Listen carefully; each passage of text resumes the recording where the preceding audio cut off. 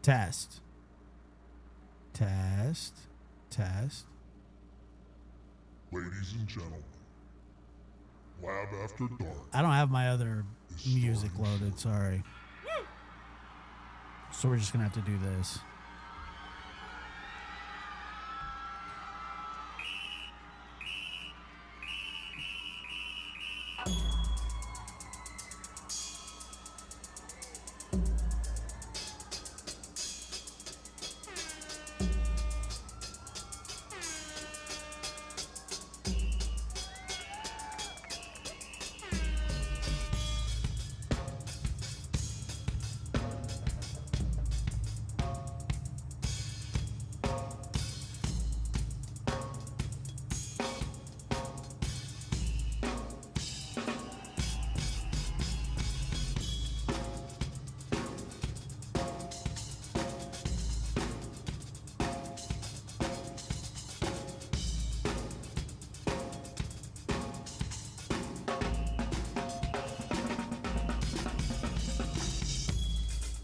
Lab After Dark is starting soon.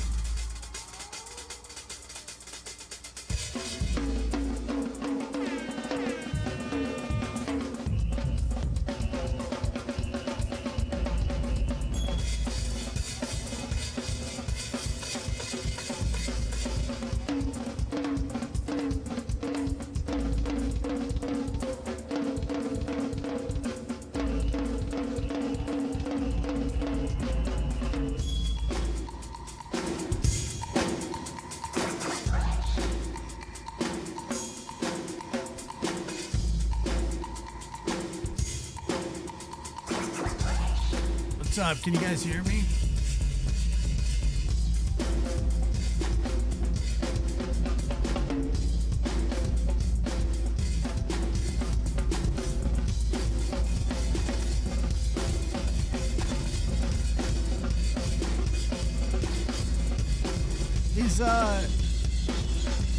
Is the interview room still going?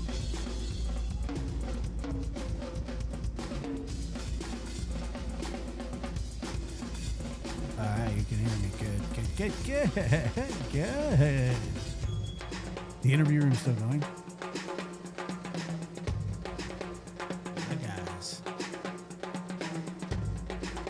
My guys! Over at the interview room.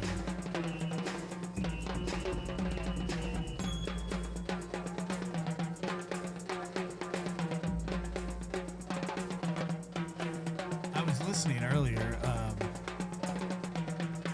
Let's just.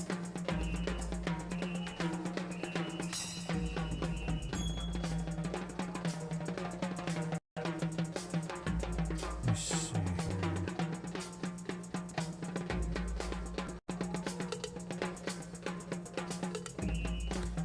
Come on in.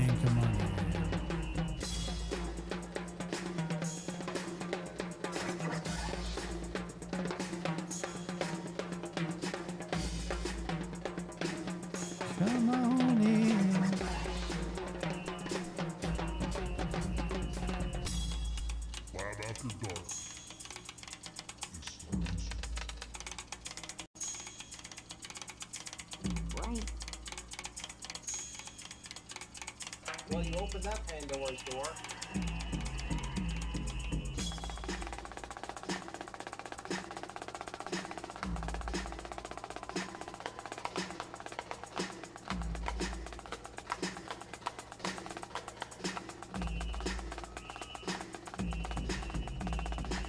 I was actually just sitting down to pee, but whatever, you know.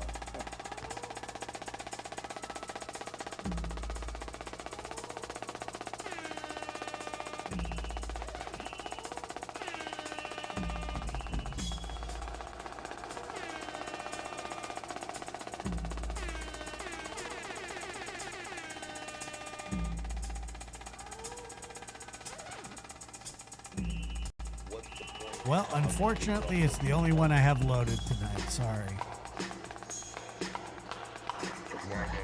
I apologize profusely.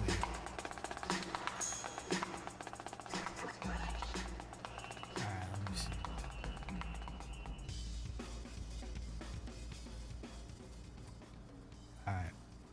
How's that? Is that better? What's happening, everybody? Good to see you. Good to be here. Welcome to the lab. I'm your host, Joshua Diaz. Yeah, we got on a different program tonight.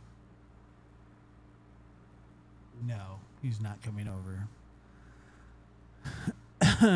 No, he's not coming over. Should he? Is he supposed to? He'll be here Saturday. What's up? How's it going? Good to see ya. See you. Forgive me for the tardiness. I received some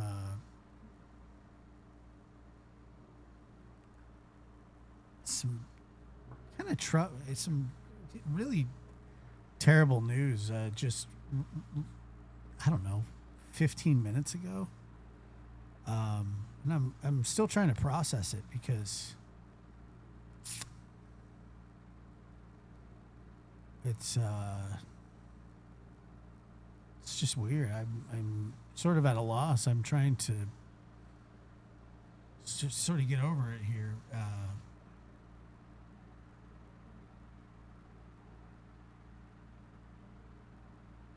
So I apologize. I'm trying here. I'm trying.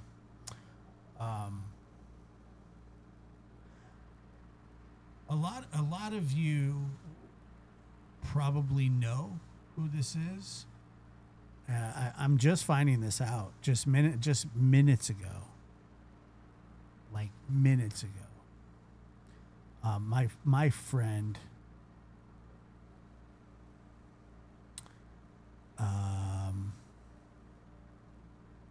and she was a mod on this channel as well, and a mod on After Dark.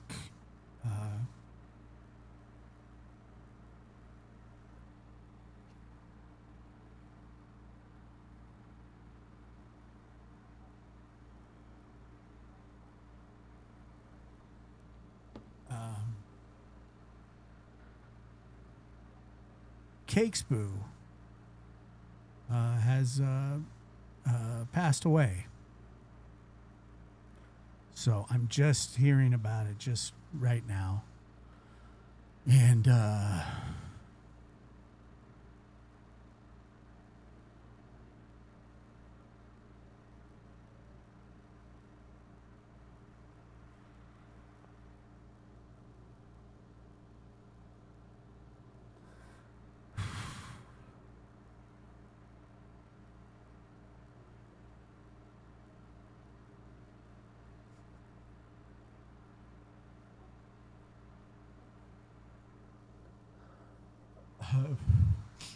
she was a really good friend of mine. And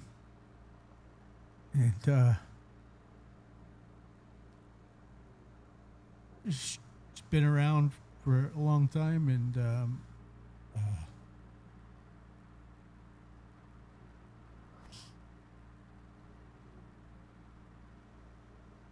you know, I don't know. I don't know. I didn't even know she was sick. And I don't really know what happened. You know, I talked to her last week a little bit, and I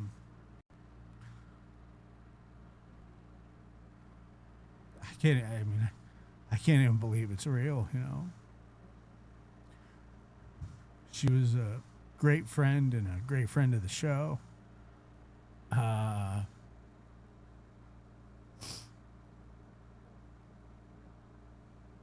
have no idea.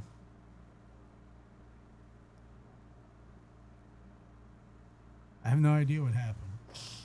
And so I guess, you know, I'll find out more about that later. I don't know. I have no idea. I almost didn't even. I didn't want to cancel, and I didn't want to sit there and stew about it. Like I've known her for years, 5 years, I think, maybe more. About 5 years. and we were good friends. Communicated, even off of YouTube, and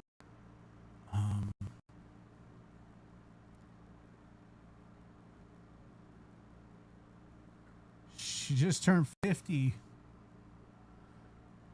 She just turned 50 years old.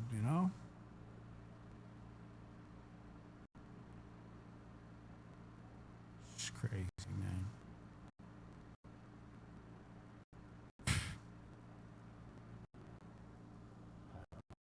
It's just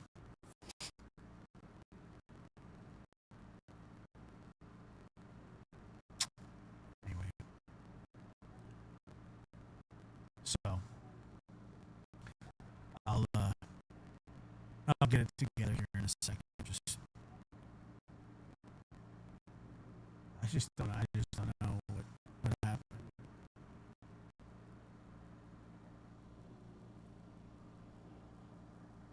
Put a 1 in the chat if you knew who she was. She was a constant here, but she was just a constant in general.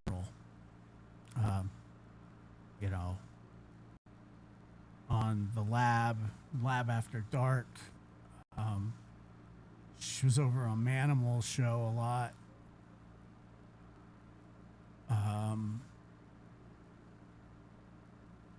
She's one of the nicest people.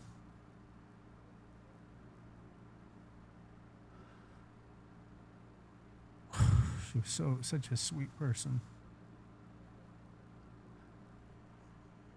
She has like a 20-year-old son.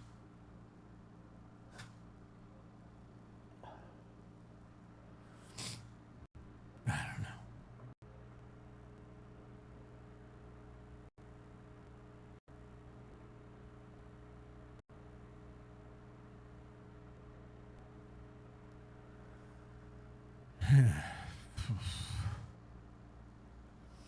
Her name is Catherine Cakesboo.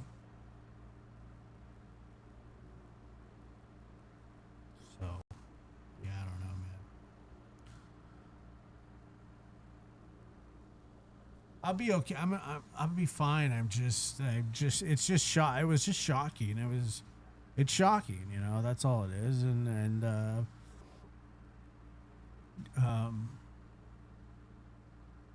you don't feel bad for me. I'm not the one that she should feel sorry for, or that you should feel bad for.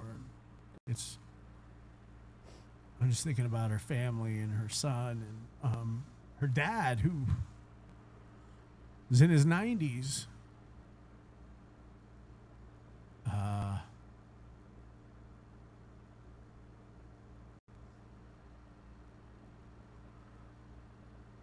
She's just a very kind person. So, yeah, just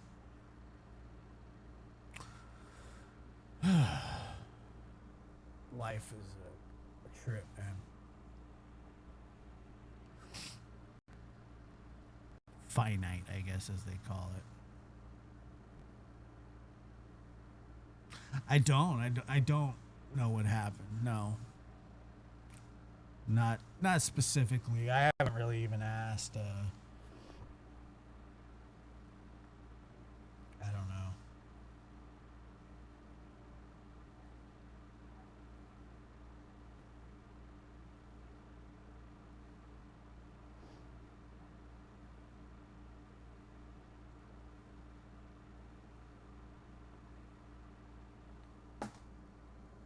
Yeah. So, like I said, I'm just finding out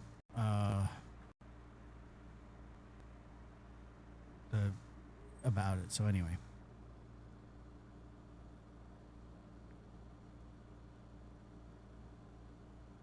she was just a really nice person, and like I said, she was a constant here on the show, in the chat.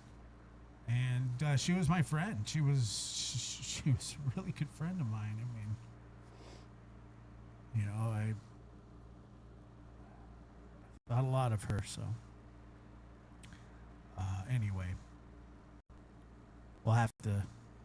I'll try to maintain and move on from this and talk about it, another time, deal with it another time, I guess. No.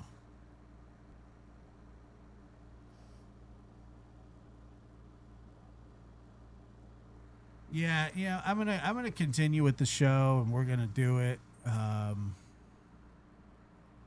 We're just gonna do it, okay? It's just, we're here, and this is what we do, and so it's fine. We'll be okay. I think that's what. It's just kind of what you do in life, unfortunately.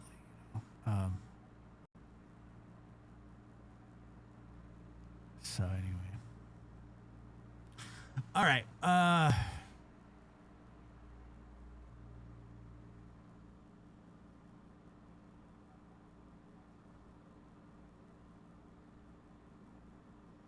Yeah.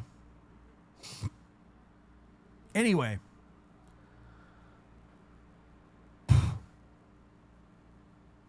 Yeah, it's I don't know, man. It's just life, It's just weird and strange. And anyway, so we'll try and move on here, and the best way that we can, and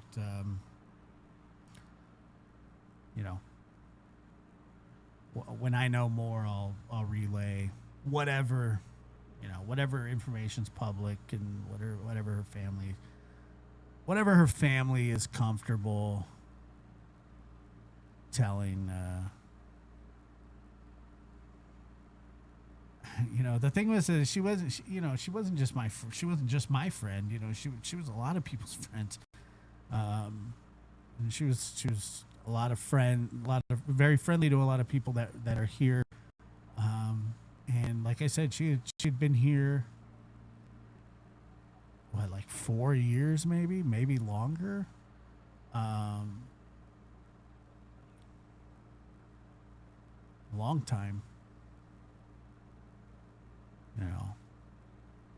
A long time.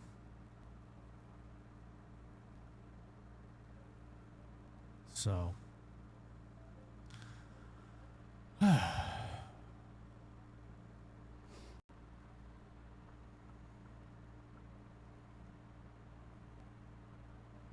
Yeah, it's a great way to put it.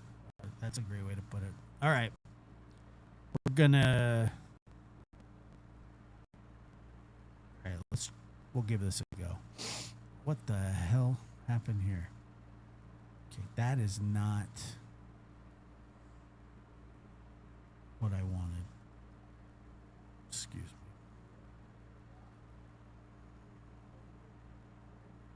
Display capture. Okay, that's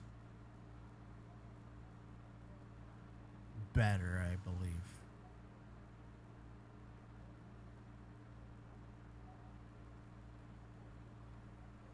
Hold on, give me a second here.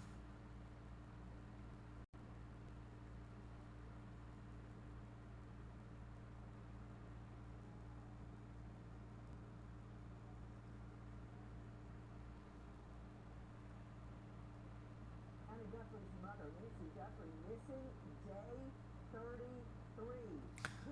Wait, what the hell? Sorry, my audio's messed up.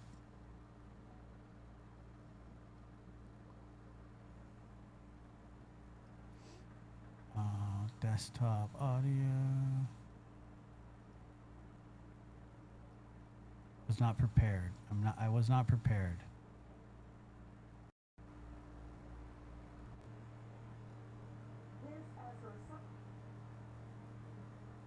Hold on.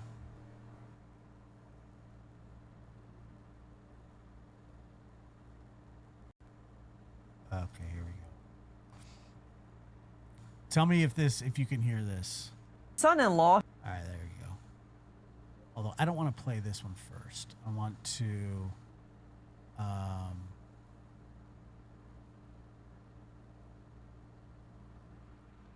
Hey guys. Let's play Enton really quick and discuss what he has. Sorry, I'm just thrown off, dude.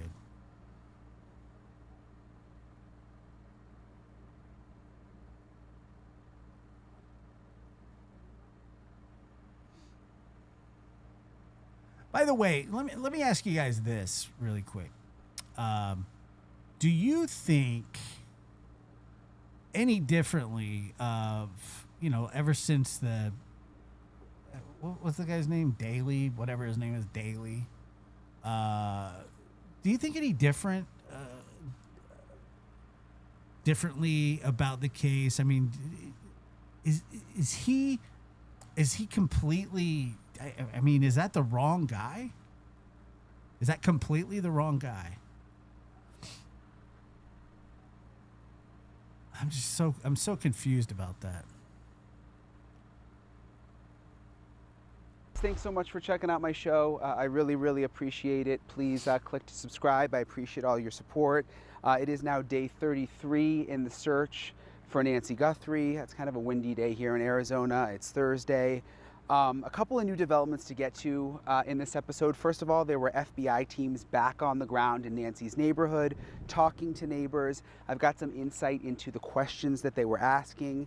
I'll explain what that might mean in this episode. Also, there were these forensic experts who were Eric, responsible for... Eric, were you here for the beginning? Luke Daly, yeah, Luke Daly.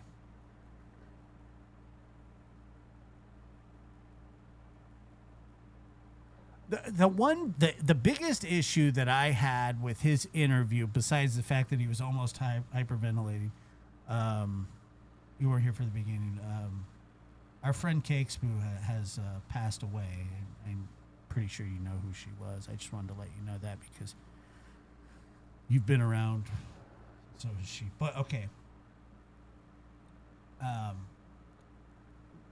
When he was giving the interview, and I don't know why. Here, hold on. I don't know why he would say this. I have no idea, but he said that for some reason, when he got pulled over, that that he said that when he saw the cops behind him, that he knew, or that he figured that it must be about the Nancy Guthrie case.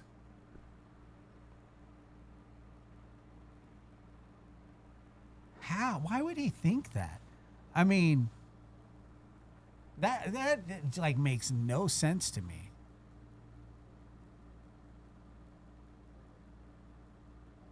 I cannot get over that. I've been thinking about that since I heard it.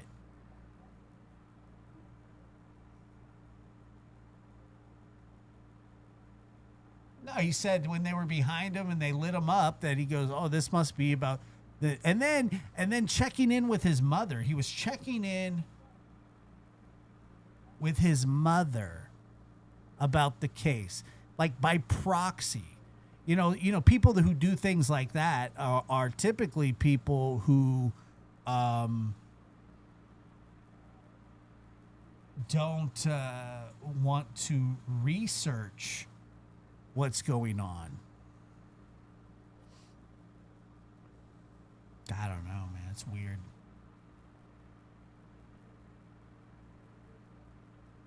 Digging into Brian Kohberger's phone after the FBI got their hands on his phone. And I talked to them in this episode about what they make of the Nancy Guthrie case, and there are two really interesting things they brought up. First of all, outside Nancy's house, there's terrible cell phone service. I mean, just... we can go back and watch it. I'm pretty sure that's what he said. Do you want to go watch it right now? Then we can get back to it. I mean, I don't mind doing that.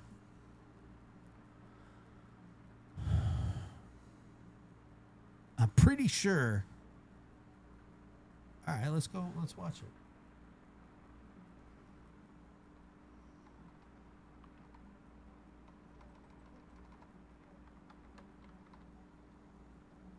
Let's watch it.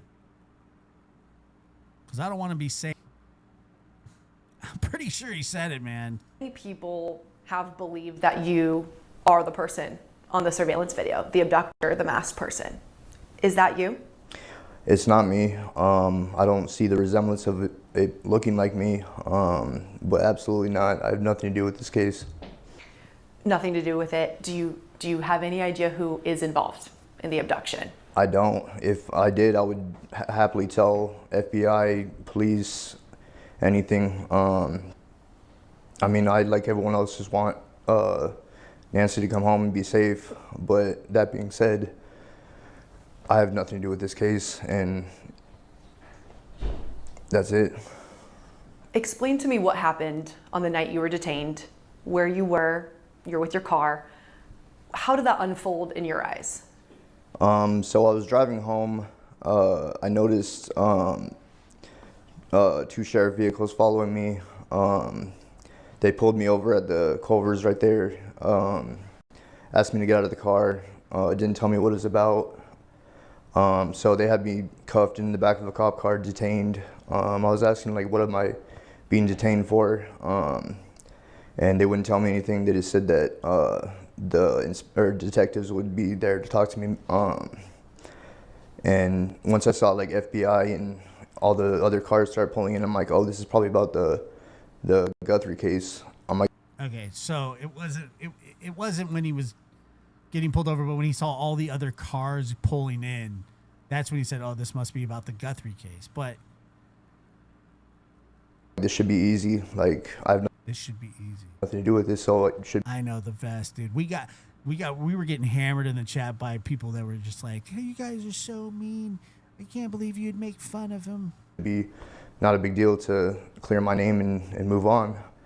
But the whole time during the questioning, didn't really seem like more of like a fishing expedition for them to Yeah, when he saw the FBI and stuff. try to get me to say something, because all the dates I was telling them where I was, things like that. I'm like, all you'd have to do is look at my phone and see my location. It was nowhere near anywhere or have any connection to this. But still, it was tough, like, being there. Like, I mean, I don't trust the FBI to the extent that I'm, like, thinking that. So I was wrong. I said that when he was getting pulled over, he said, oh, this must be about the Nancy Guthrie case. That's not what happened. So he said that when he saw everybody pulling in, FBI, etc., that's what he figured it was about. Okay, that makes a little more sense, I guess. There's pressure on this case, and they want to find the person. So, like, the whole time while I'm sitting in the back of the cop car, I'm, like, panicking, thinking that I'm going to be framed for this, or they're trying to pin this on me somehow. Did they tell you what led them to you? I mean, something made them believe they needed to talk to you about it. What was that? I asked them. They didn't tell me any information about that. And I have thought of any type of reason why they could have come after me. But there's nothing, and I think that's why they didn't tell me. Were you in the area of the home at the time, like the overnight, or would it have been something like, we've tracked this person near the Well, abduction I scene? live near her house, but I mean, I didn't even know that until after the fact. Like, I barely just learned where her actual house was in relation to mine. So I didn't even know. Had you ever met her? No. Did you know who she was? I knew who she was because my mother was following the case, but I also I'm kind of curious as to why, like, excuse me.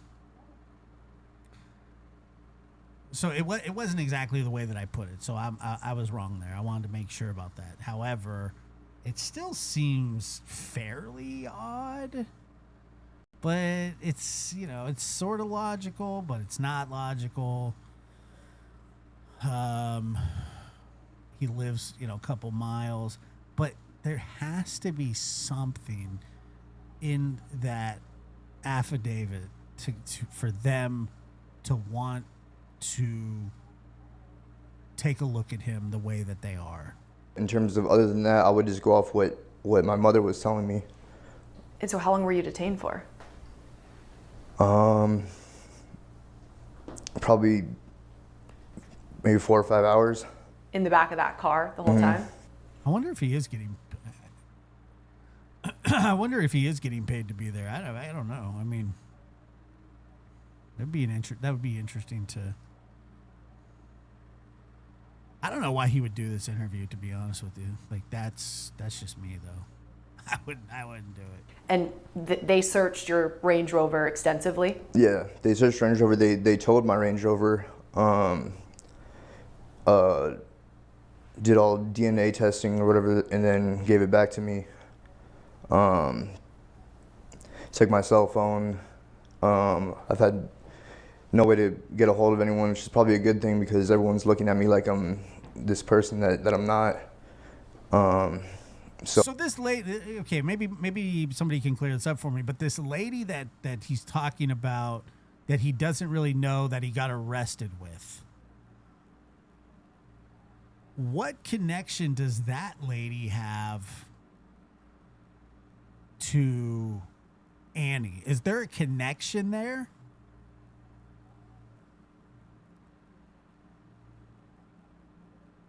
Oh, it's been rough. You got your car back Yes. in rough condition, or was it okay? It's not a Land Rover, it's a Range Rover. Well, when I went to pick it up, like it wouldn't start. They, I guess they drank. Kayla. What is Kayla's connection to Annie? The battery down, and it was just covered in the whatever white substance that they use for testing. But yeah, then I got it started up, and it wasn't. Luckily, it wasn't damaged in terms of like repairs or anything. But So when they released you, what did they say? They say you're free? Did they say never mind? I mean, what was the verbiage there from them? I have no idea. I don't know. I don't know what. I don't know. Kayla's boyfriend was arrested for smuggling people to Mexico. Yeah, but. Why did she ask supposedly a cousin? they had just told me that they were still at my house, so I couldn't go home. But they drove me somewhere near the house and just dropped me off. I was like, well, I don't have a phone. How am I supposed to figure out when I can go back to the house? And they basically said, you're just gonna have to figure that out. So, I mean, I waited just where they dropped me off at for maybe an hour or so. I had a friend that lived near the area, and I walked over there. They weren't home, so I was just waiting, like basically just on their patio. And then it got to the point where I'm like, well, they should be done by now. I walked back to my house, and this was... Dude, I knew I shouldn't have played this interview because that stupid friggin' Range Rover keeps coming up. The Range Rover, the Range Rover. Like, the worst part for me is getting there and seeing the house torn up. But Kayla is not related to Nancy, okay? the worst part was my mom not being there and her being elderly and having... I'm not saying that she's related to Nancy. I'm just saying, what is her is there a proximity somehow? Did she know... Does he know the family at all? AFib and things like that. I'm thinking... He does have a great airline. The worst. Like, I see her car's here, but she's not there. And I don't have my phone to get a hold of her. So I'm wondering what happened, if I need to start calling hospitals or what the deal was. But luckily, I guess she went to one of the neighbors, but I didn't find that out until the next day. Right. You were detained and released, but you've said it, your face, your name, it's everywhere online. People still believe you were either involved or did this. What's that been like for you to have your name, your picture? According to the interview room tonight, that they do still have Annie Guthrie's vehicle, and that according to McDonough, that it's out for repair. That's what I heard on the interview room tonight. That she hasn't got it back yet, and that it's out for repair. even a past mugshot. But that it is on an evidence sheet, which is like, holy shit. Excuse my language. All over the internet associated with this case. I mean, for me, it's terrible. It would suck, yeah. It's hard to go anywhere, and the hard part is they're making all these assumptions based on things that have absolutely no relevance, and they're just bringing up my past, which I do have a past, but nothing violent or anything like that. All my past has just been involved with using drugs, and I haven't been in that life for over 2 years now. So all the things that they're bringing up, I guess it's public record, but it never would have came out if it wasn't for all these people speculating and doing things like that. So now people that had no idea about my past, so I've done like a good job of working past it and not having anything to do with it. So them doing that now is kind of just reopening this whole speculation, and I don't know who Kayla is, to be honest with you. I've been trying to figure that out. make me out to look like this bad person, which I'm not. And it's not just been you. People have found, records of an alleged girlfriend of yours. There's been a lot of rumors swirling around. What do you want to say about those rumors, about you, about her, about An alleged girlfriend. So she's vague about the whole thing. She's not even. It's just vagueness. Everybody that people have looked at and said, well, they could do this. Yeah, first of all, that's not my girlfriend. I barely knew that girl, and I was arrested with her on a completely different circumstance over a year ago.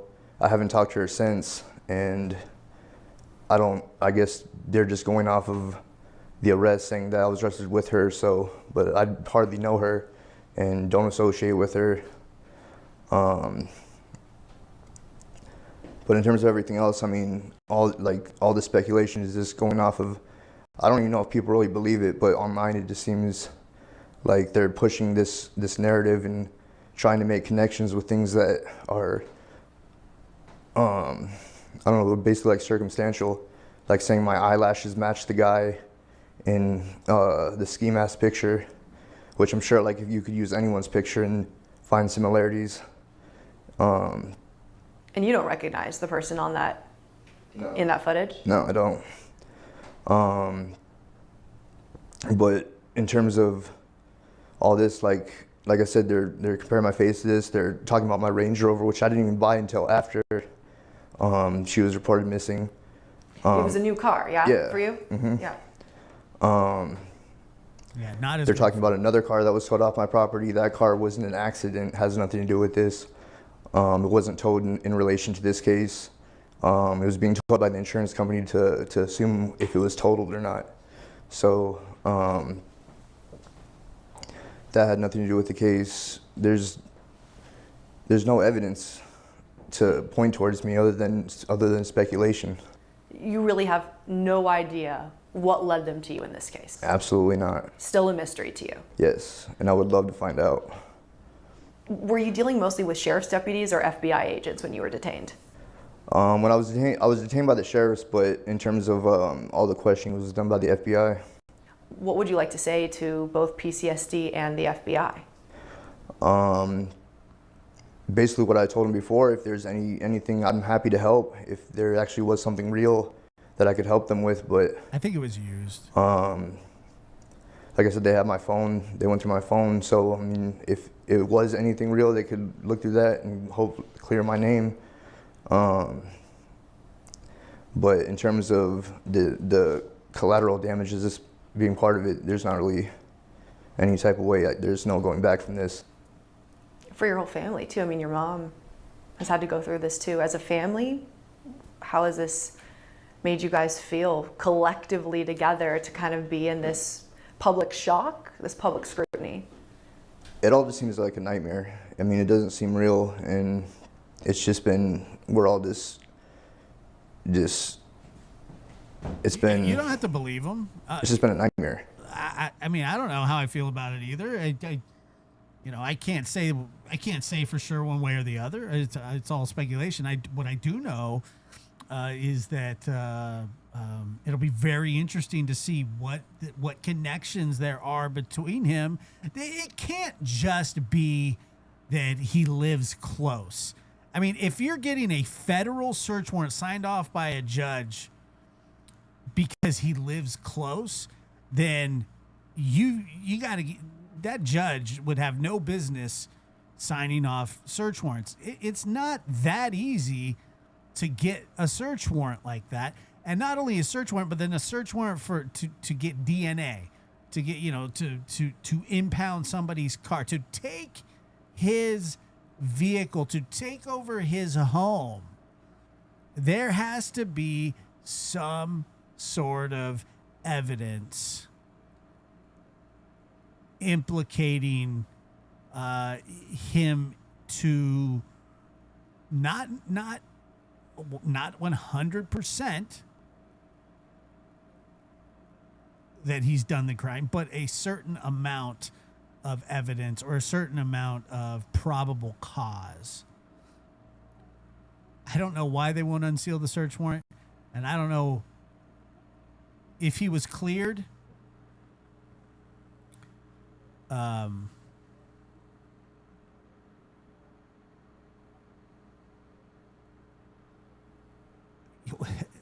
Look, a bogus tip would be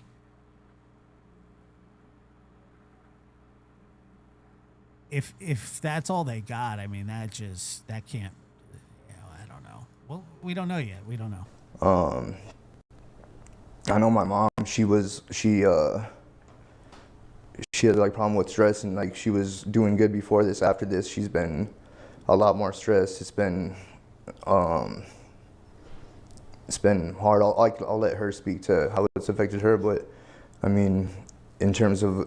Yeah, well, apparently Carlos was sort of said that he was in the area or something like that. Maybe geofencing, but I don't know if that's what this is. Collectively as a family, it's been a nightmare. I have no idea what I don't know. I don't know what they've ran in these people's homes for. I really don't. I have no clue. What's your message for Nancy Guthrie's family? I mean, I like everyone else. I want to see her come home. I want the actual suspect to be found. I think it's really unfair to them to give them false hope. I don't think him being nervous is an indication that, to me, I don't think it's an indication of deception, but there's going to be a lot of people that will see it that way, right or wrong. By going off whatever they went off to have this huge investigation and raid happen, to me, it's like giving them false hope that something. It's like when you get called to the principal's office. That they had a suspect and then it was nothing. And I'm not the first person either, so I think it's wrong in that sense. This is your first interview since you've been detained. What's your hope in putting your voice out there now that people will get from this interview? I mean, for my personal interest, I would just say just not to go off speculation of everything you hear on the internet and kind of like the hive mind mentality that someone says something and then they just go off of it based on no evidence and no truth. But I mean, in terms of like moving forward, I just want to be cleared, have actual verification that I was cleared by the FBI and sheriff, whoever else. Have they officially cleared you? I don't date. This is just going off what I've heard, but I guess I've been cleared, but they don't close any case, I guess, because it's still ongoing. But I mean, I know personally there's nothing else that they're gonna come across that points towards me. So unequivocally, you are not the person, you are not involved. Absolutely, 100%. Is there anything else you want to clear up that people may have said, that you've seen, that you feel that you have the opportunity now to address?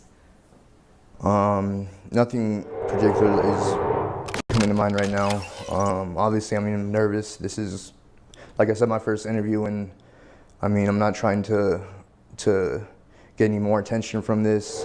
I just want to put it out there for me that I had nothing to do with this, and I'm hoping that the truth will come out. Whatever that may be, I have no idea. I appreciate your time. Chris, do you have anything that you want Luke to address or add? Luke, is there anything else that I didn't ask you that you want to address or talk about while you're here? No, it's not.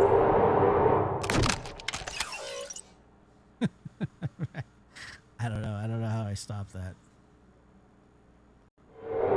Crap. Oh my God.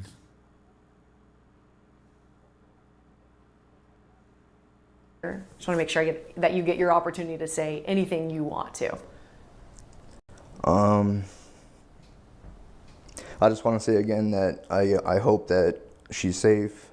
I hope they find her, and I just want to move on with my life and not have any. I mean, it's been hard. Like, I can't go anywhere. Everyone gives me dirty looks, and they see me in my car. Like, I would assume that they, like, I don't know, people are just think I'm like this person. I'm trying to It's been hard, change it. like, leaving, going anywhere, doing anything. So I'd like to be able to go about my life and not have this shadow of doubt casted over me. Many people. The noise is hold on. Noise is when people are gifting memberships. Jeez, hold on.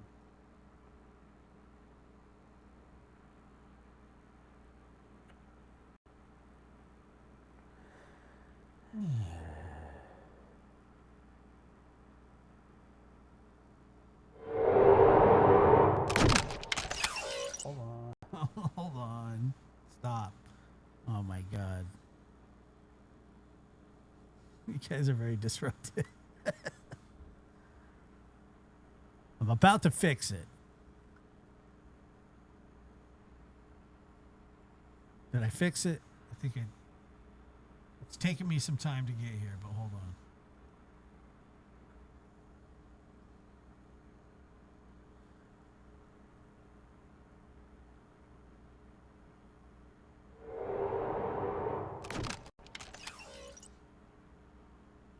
All right.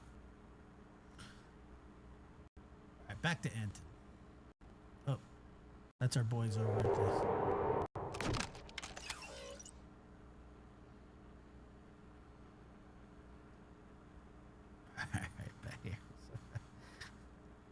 Terrible. Why that could actually. Son of a bitch. Okay, hold on. Let me let me say thank you to.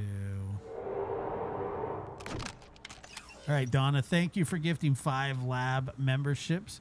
Mary, thank you for gifting 5. Let me see here. Queen of Hearts, member for 7 months. Thank you. All right. Jovi, thank you for gifting a lab membership. Appreciate that. Michelle. Is that a reference to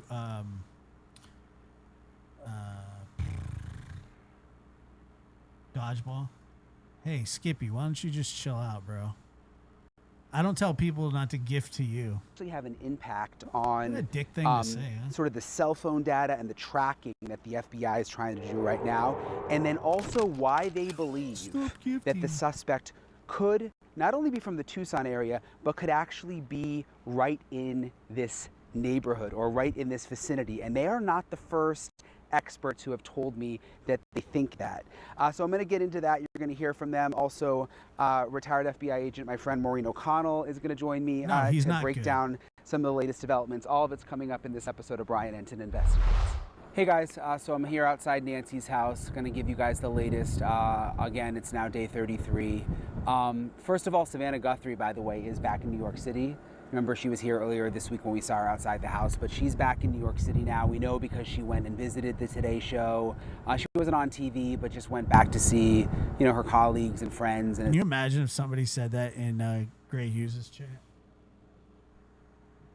What do you think would happen? seemed sort of like an emotional moment. In terms of what's been happening back here, though, there were these FBI and sheriff's office teams that were going door to door, the houses surrounding Nancy's house, and also some houses a bit farther away. And remember, there's this task force now that is in place. So it's 4 sheriff's office detectives, a sergeant, and then all the FBI agents, and they are all now working together on a task force, like a Nancy Guthrie task force. I talked to one of the neighbors that I've gotten to know, and they were at his house, and he basically said that there wasn't really any new information, but that they seemed more focused, is the way that he described it, on certain things, and that they seemed sort of more organized, which was kind of an interesting way to describe it. And again, we saw them, they had on their FBI shirts, they had on Violent Crime Task Force shirts, and just going up to doors, talking to people. They went inside some people's houses. But again, for those who've been like, oh, is it a cold case? I mean, another example that it's not. I mean, they're out pounding the pavement. Clearly, there are things that they know that we don't know. So I'm going to get to I mentioned to you guys that I spoke to the digital experts who went through Brian Koberger's cell phone. I'm going to get to them in a minute. But first, I want to go to Maureen O'Connell, retired FBI agent, to talk a little bit about the action that we saw on the ground today, what that might mean, and have her expand further on some of the other developments that came in today. I'm joined now by Maureen O'Connell, a retired FBI agent. It's nice to see you, Maureen, as always. Always good to see you. Couple of things I want to talk to you about that just happened. First of all, I was just at the house. There are FBI teams that are, and it's like a task force. Some of them are in the FBI, some of them are the sheriff's office, because there's now this task force that's formed. And I actually wrote down on the back of their shirts, it said Violent Crime Task Force. And they've been going to different doors and neighbors. One of the neighbors I spoke to, who I know just from being out there so long, told me that there wasn't anything significantly new that they were asking, but he said he got the feeling that they were more confident this time. Like, he just said he had a feeling of confidence, like things were moving in the right direction. What do you think they're out there doing today? Yeah, that was good, I thought. Right. The Violent Crime Task Force, those are always your alpha dogs. And they do a great job. They take no prisoners. They go exactly where they need to go to get whatever it is they need done. And they really do get it done. They're exploring everything. They're all out-of-the-box thinkers as a general rule. And I'm sure that those Pima County Sheriff deputies that are... Maureen turning into a regular over on the interview room as well. Good stuff. She's good stuff. Part of this task force are loving life right now. They'll have some great resources. What exactly did they say to the neighbor? What were they looking for? So the neighbor was trying to be careful with me. Like, he's a good guy. Like, he didn't want to tell me their full conversation, but he said that it was a lot of the same stuff that we already knew about, but that they seemed more focused. Mm-hmm. And I was trying to kind of read between the lines of what he was saying. And but he said, it's nothing that you guys haven't talked about before. They just seem more focused this time. Well, that's good. What do you think that means? Well, when you're focused, obviously you're not scattered. You have something to focus on. You're looking in a certain direction, and the evidence is leading you in that direction. So that is a good sign. The fact that they're optimistic gives me optimism. Yeah. I feel very good about it. We've had way too many close calls where we thought it was going to be the big break, and it turned out to be an absolute nothing burger. And, it's just hard going up and down and up and down and hoping and praying, and then it just all falls apart. So the fact that the investigators themselves are looking up, that gives me hope. It gives me a lot of hope, actually. There's something else I've been wondering about that I wanted to get your take on. You obviously heard that the glove that they found 2.5 miles away, they got the DNA results back, and it. Did you hear about this? It was to a restaurant worker. Yes, that makes sense, because I've said from the beginning, those guys wear those gloves all the time. Yeah, and I never really honestly took any of those gloves seriously. I mean, they're all over the place, and the one right on the side of the road. But here's the part that I'm trying to figure out. Okay, but there has been a crime committed when it comes to those gloves. What crime might that be? Well, apparently people are just throwing their trash on the side of the road. That's a crime for a different day. We had already reported that when they got the DNA from the glove, they put it in CODIS, and there was no match. That was an official statement we got, like a week ago or something. I think it was like February 15th or around there. So I'm wondering, how did they have the Can we get an arrest for littering? Well, I'll take that. I'll take an arrest for littering. restaurant workers' Even a fine for that matter. Holy crap. DNA? You know what I mean? Good question. Would he Like be the first restaurant worker ever that had something in his background? Or could if you know, when you put it in CODIS, if your cousin's in CODIS, depending on what the crime is, I mean, you could, you know, if you have a family member in there, you could maybe find that out. So because he wasn't, they said there was no match in CODIS, but then they said that it was a restaurant worker and he's not involved. So I'm just still trying to figure out how they pieced that. Well, if there was no match in CODIS, maybe his fingerprints were on file for something that wasn't a felony, Okay. like a DUI or something like that. Because when you turn that glove inside out, you're probably going to have a fingerprint on the inside. Not so much with the case of our offender because he had gloves on under it, but a regular person that's wearing just those gloves, you'll have a fingerprint on the interior of that glove. Do you think, and this is something I talked to Jim about the other day, I always just, my gut told me there was more than one person involved, you know, just maybe there was someone around the back. But the more I think about this $1 million reward and that no one has come forward yet, like a getaway driver or an accomplice, and you and I have talked about this, someone who just wants the money and can maybe work out a deal with prosecutors, could that be more of an indication that this is just a one-man job? It could be, but it could also be the case of whoever the architect is of this caper. He could just be, hey, yeah, you can go for $1 million, and guess what? I'm going to blame the whole thing on you. Or you could just keep your mouth shut, keep your head down, and I'll give you, you know, whatever money he has or he thinks he's getting from another source or something. You know, I'll give you $250,000 in cash, and that's or something, and you're not going to go to prison. But if you open your mouth and you blame me, I'm blaming you. Or there's all kinds of ways that these guys can just dominate these people. So And maybe he's afraid he's going to get killed. Right, right. Or maybe, you know, or maybe he was, if there is an accomplice, you know, was heavily involved in the whole thing. You know, was just as involved as the one guy we saw in video. Right. What about the DNA in the house? You know, obviously the DNA from the glove has come back, but we hear mixed and we've heard there's issues with it. Yeah, I mean, do you there could be think it's some going of to be that. salvageable? Is it just going to take more time? That's the best case scenario right now. And if they're doing forensic genetic genealogy, that's going to take time also, because you have to go all the way back to, you know, like great grandparents and then work your way back down.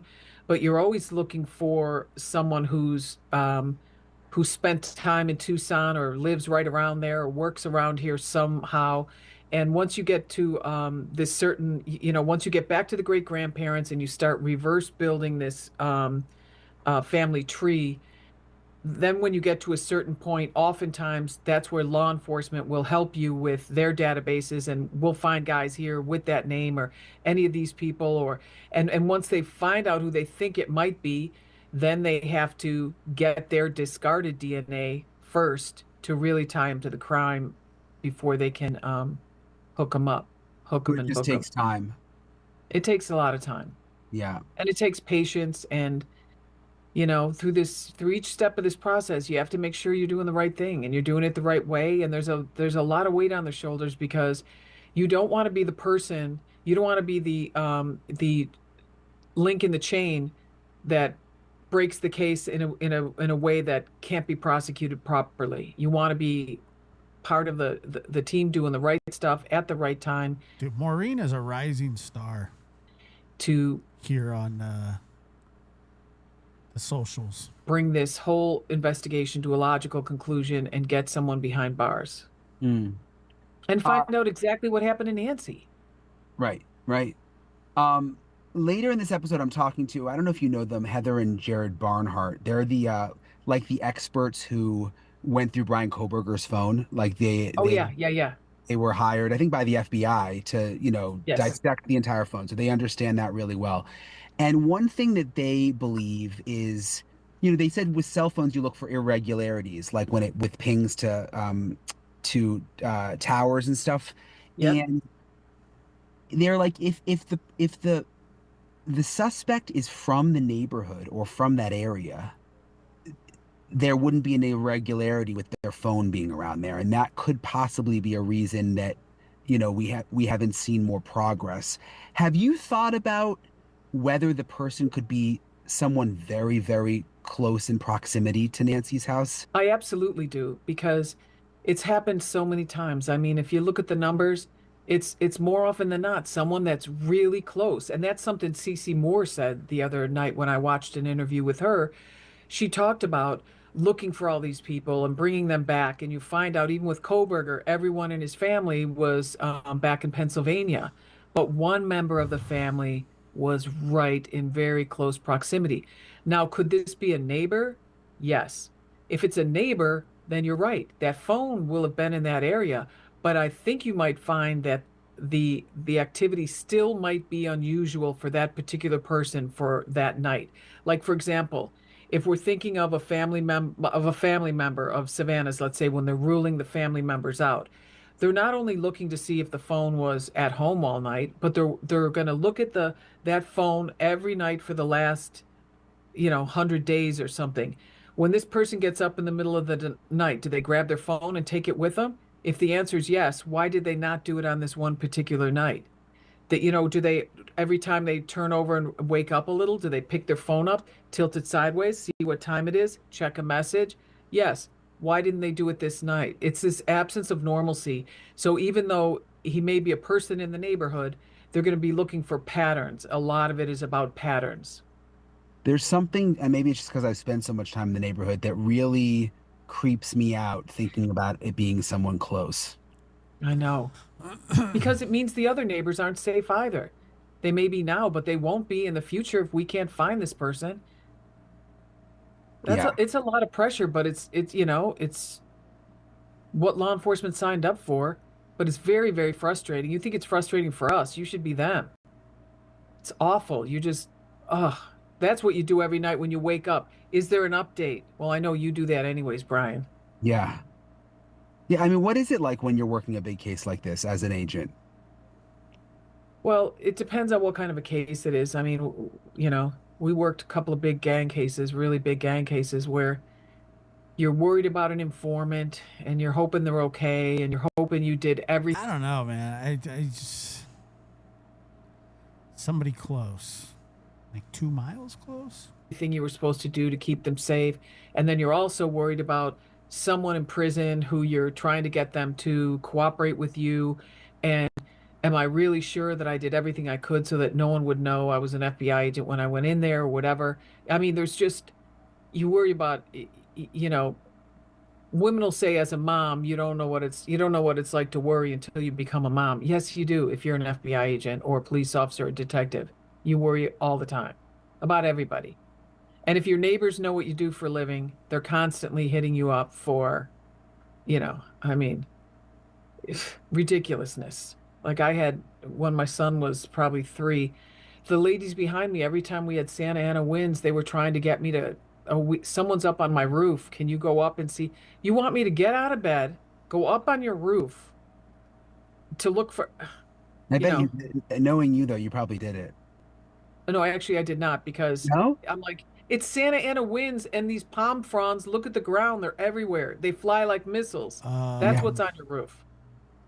Do you I think think it's Brianna so? Whitney. I confirmed yesterday that now it's 4 detectives and a sergeant from the sheriff's office. So 5 people who have moved over to the FBI task force. They're all now in the FBI building in Tucson. That's a And great news. that sounds good, right? I mean, it's It's focused. great Yeah. because that squad operates autonomously. They know what has to be done. They know what they have to do and they don't like people breathing down their necks because they don't need it. And they're like stallions. You gotta let them run. And when you do, you're going to get results. When you're all piled into this, the office you guys had there, that's when all the bosses come in. They all want to chat. They want to see what's up. Can you show us yours? These guys are all like, dude, take a hike. We're busy here. And Yeah. they're it's a tough crowd to deal with. It would be like uh it'd be like the homicide guys sitting having lunch. You can't walk up if you're a boot or I heard that Savannah went back to New York today, and that she was actually at the set of the Today Show, which yeah, it's tough. you're a big boss. They don't want to talk to you. They just stare you down. That's the kind of people we need on this case. I think they're the kind of people that are really going to affect I change mean, what are you supposed to do? What do you do? and figure this thing out. Because having first of all, if there was all this consternation between the FBI and the sheriff, or from the sheriff to the FBI, who knows? Who cares? It's just a distraction. No one needs a distraction when you have this kind of work to do.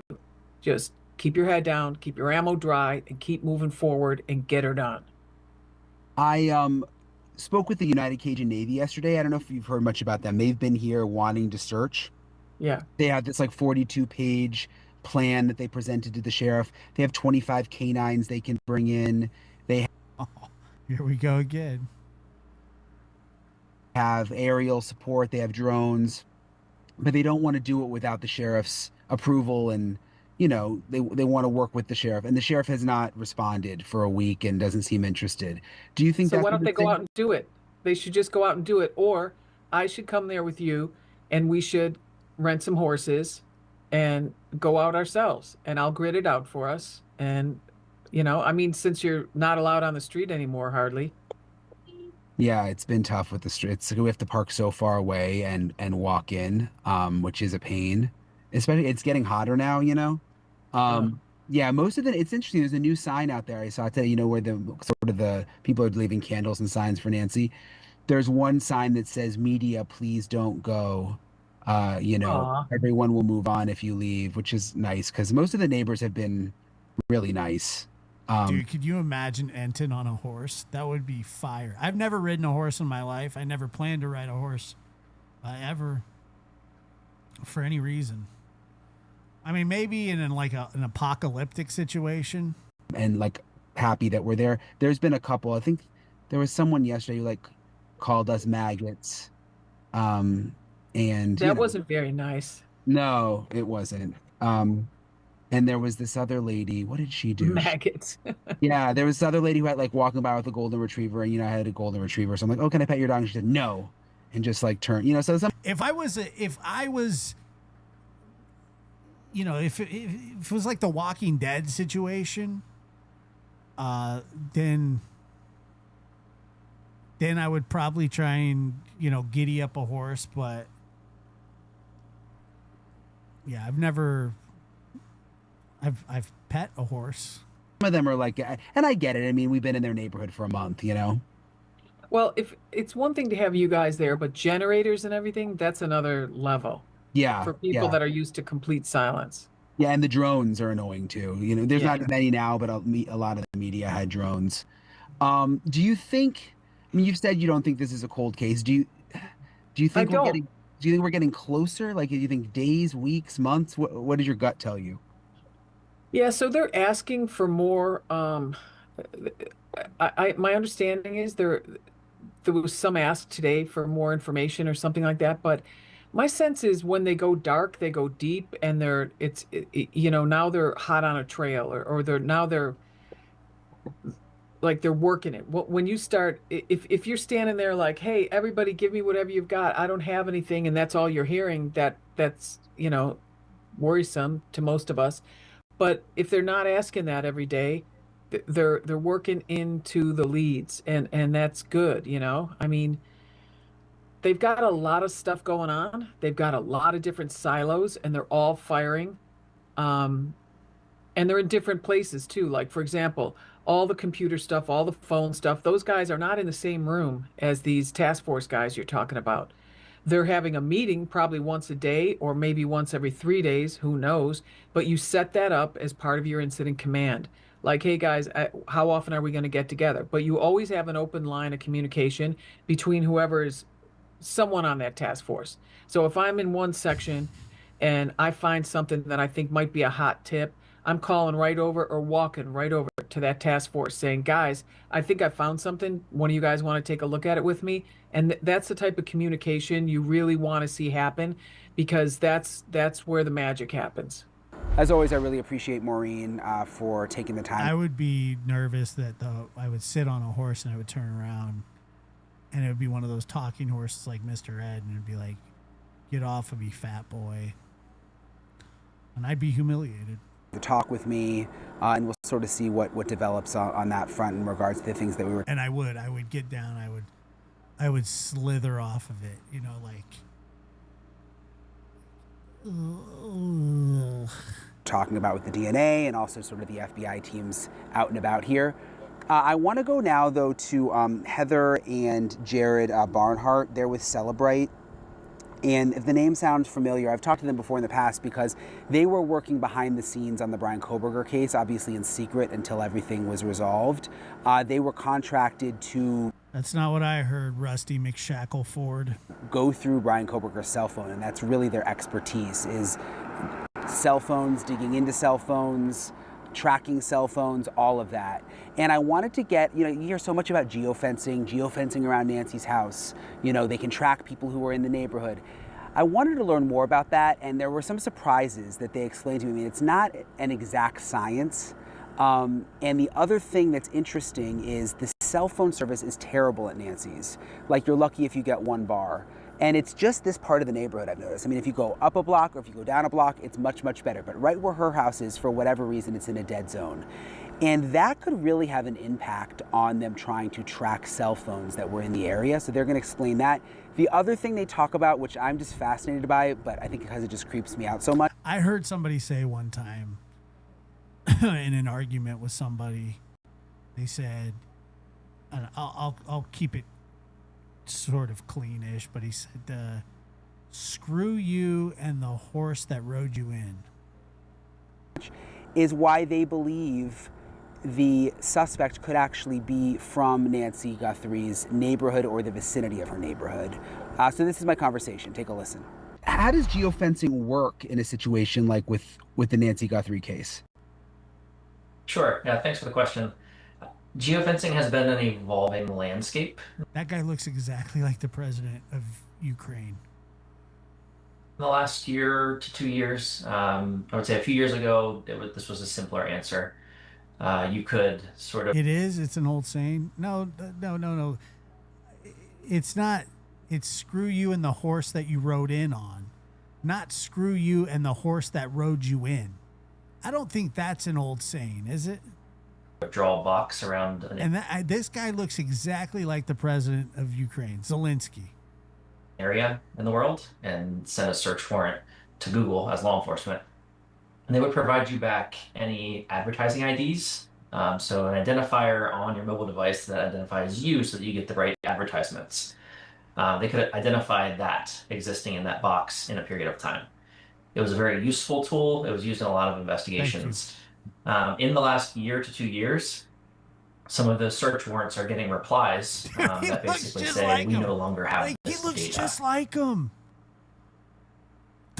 They're identical twins almost. So Google's sort of response to it was they pushed that data down to local devices. So rather than like, he wears the same, like the facial hair and everything. It's all them having an answer on their server to provide, they say it's on the device. So now you're looking for that suspect device. A little bit differently, I would say, is that's still certainly viable, is like a cell site location or a cell tower dump. So in that, you're saying in this area, in Nancy's home, they have the same widow's peak and everything. neighborhood there, which cellular tower services this region. And essentially, it keeps a record of every device that connects to it that it services.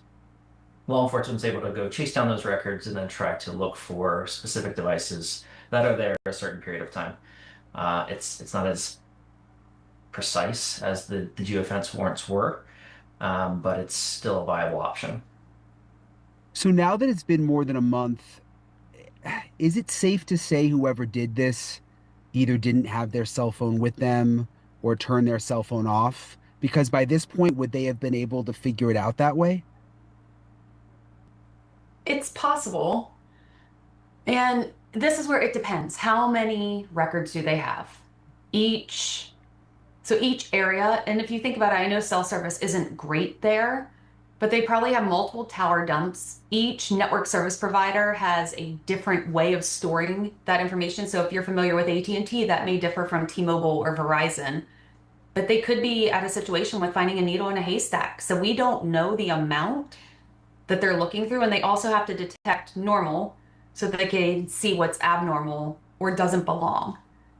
And if it's someone that is right down the street, they're going to look normal anyway. You watch. So if you think about that perspective, it's challenging. It's interesting you say that because that's one thing I've thought a lot about. There's always sort of been this sense, even from law enforcement, that this could be someone from the area, like from Tucson. Um, but I mean, it could even be someone from the neighborhood. And I guess that would make it more challenging from a, digital forensics perspective. Well, yeah, because that pattern would be normal.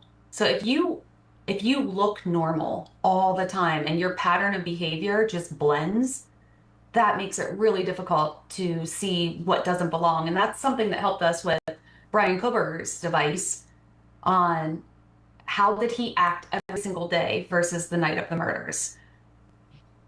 Yeah, because remind me, he didn't normally turn off his device, right? This was like a one-time thing.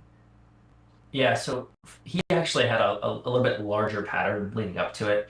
He started to take actions to leave a smaller digital footprint. So he started to use VPNs, he started to use private browsing, and then the night of, with 100% power, pressed the button and powered his phone off. Hours later, pressing the button to turn it back on. In the time after that, we were able to see where he started to take off some of those measures. So now doing regular browsing and getting back to more of a normal activity. So him preparing for his crime created the digital footprint that we were able to Slow it find. down. In Nancy's neighborhood, and I've spent so much time there now. I mean, in the middle of the night, there's not a lot of traffic through there. I mean, it's already a pretty quiet neighborhood, and then at like 2 a.m, there's just not a lot of people. It's a lot of older people that live there. There's not people driving around. It's very, very dark. I just go back to if there was a cell phone on and the suspect had the cell phone, I don't think there would be that much other activity in that area, right? At that time, like, wouldn't they have been able to narrow it down by now, do you think? So it depends on a little bit of the landscape, and I haven't been there, so I'm not as familiar as you. But if you can sort of look around, and if you can see a cell tower, you can sometimes get an idea of how many houses or how many devices or how many roads are between that servicing tower and her house. You then also have to think of beyond. If her house is within the servicing side of that tower that you can see, how much further does it go as well? It's kind of a dumb, big capture of data. And essentially every single device serviced by that tower could be logged. So you could be working through tens of thousands of devices just for the residents that are there and supposed to be there. Does that typically take a long time? It definitely can. And this has been sort of She was I don't looking know, at a discussion. Zelensky. Definitely can.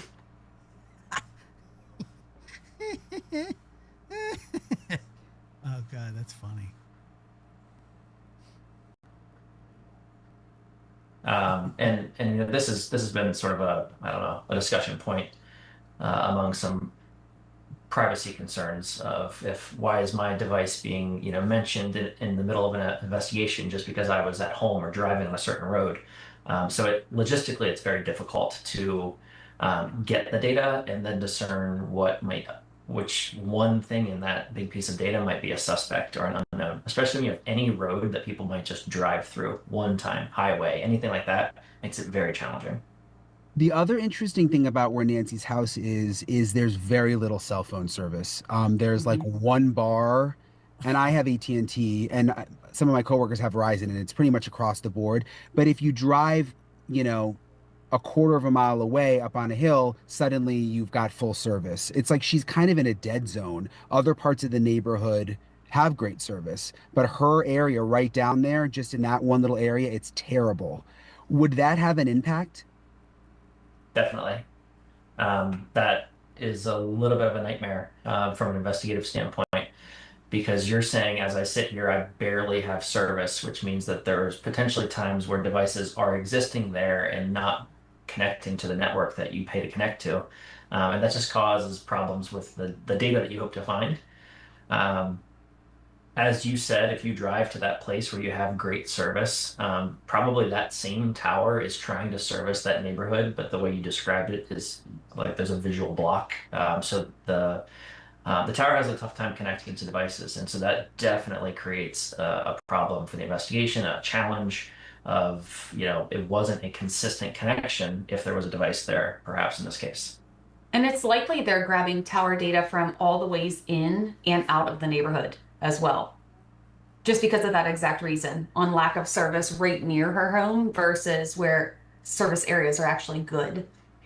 So maybe not just there, maybe that's what's taking so long. They're not just focusing on the phones right near Nancy's house, but they could like how broad would they go?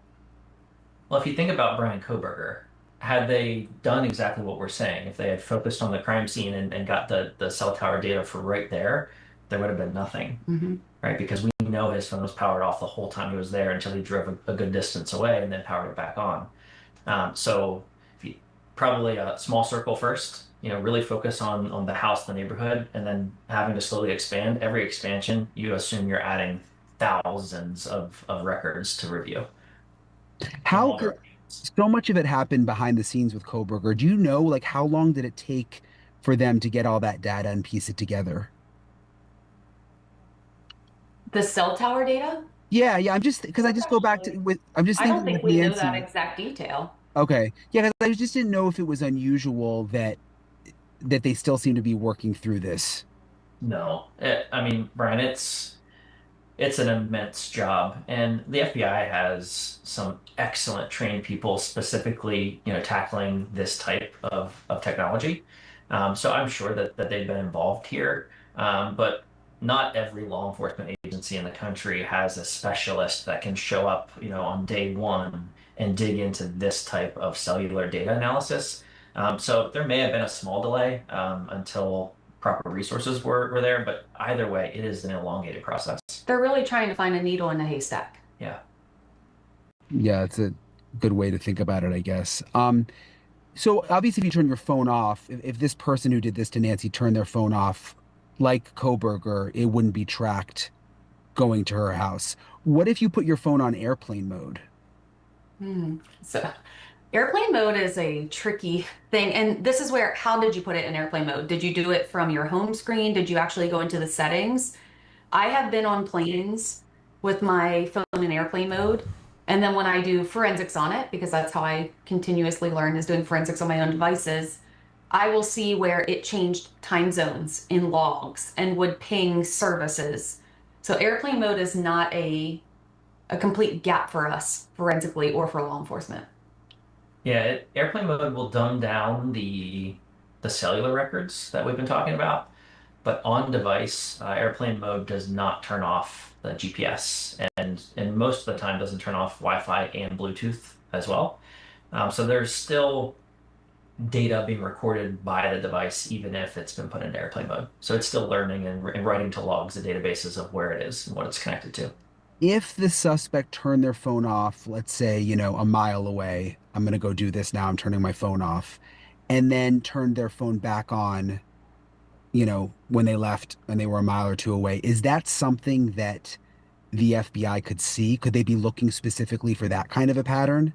Like anybody who turned their phone on, off and on, at Well, that time of night? That's going to be stored on the logs on the phone. But that's where we stepped in with Idaho. The FBI was able to say, okay, once we know who the suspect is, he didn't ping any cell towers between this time and this time. Why? And then we looked at the physical phone to paint the picture of the why.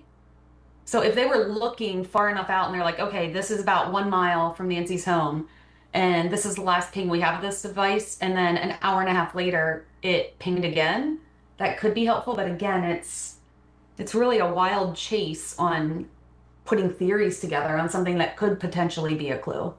It's really hard. I mean, it's almost luck when you're talking about if you're now removed from the crime scene focus and you're out in the boundaries around miles, 2 miles, catching that device on the way in and the way out, and then just identifying it to start with. It's very challenging to capture that data and then analyze and find that anomaly of this thing was here and then here again.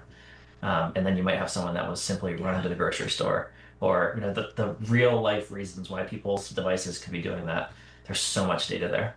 Brian, something that's always in the front of my mind, and I mentioned this to Jared earlier, when you look at the person who was on her porch and walking away and trying to find a plant and cover the camera, if you are aware of what your phone will do and towers that it could touch and the digital footprint, I think you'd be a little bit more prepared for a camera to be there and possibly smash it in or rip it off immediately.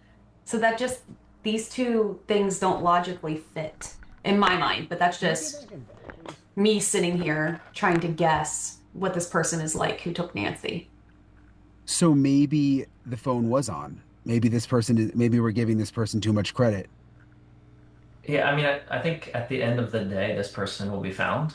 And when this person is found, and we're 30 couple days out right now in the Koberger investigation, it was, I think, about 45 days after the crime that he was arrested. So there's plenty of device data. Yeah, but they were on to Koberger like pretty quickly. I mean, now that you know a lot about the investigation, they were on him for quite some time. I'm not saying that that's not what's happening here. I mean, I guess it could be, and that's what we'll find out, but who knows? That will be extracted, that will be analyzed. All I know is Zelensky's on the case. And if you did all of these things that we're saying, all these things we're estimating of powering your phone off or not, the device will tell the story. I guess they just have to find the person first to get the device, to give the device to people like you. Right. We make it sound so easy, don't we? Yeah. Well, I think find them. Give us the phone. Yeah, I think the perception is that these devices are just tracking our every move, and that it's relatively simple. Like when you hear geofence, that it's a relatively simple process. But it doesn't sound like it is. It would be if everyone didn't have at least one phone. Right. And many have more than one. You have corporate phones. You have your personal phones. Yeah, the geofence is, again, a challenging topic. But there was an article written maybe 2 years ago that I recall reading where someone did an analysis of just the ad data that we're all leaving behind. And they looked at like Congress and basically said, here you can see things moving around and leaving Congress.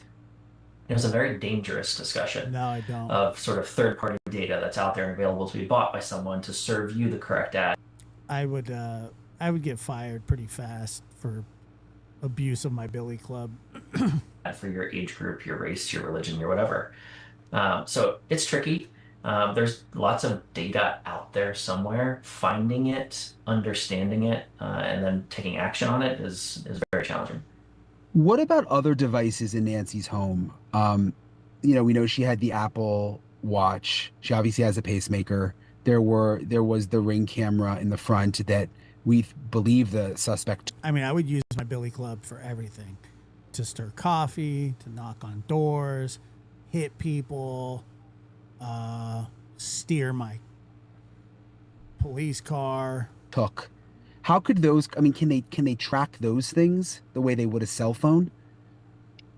Ooh, when the cameras are disconnected, you're not really going to be able to track anything there. If she were wearing her Apple Watch, absolutely. Through her device, you could have done Find My, but I don't believe that was left behind. So she didn't have that on.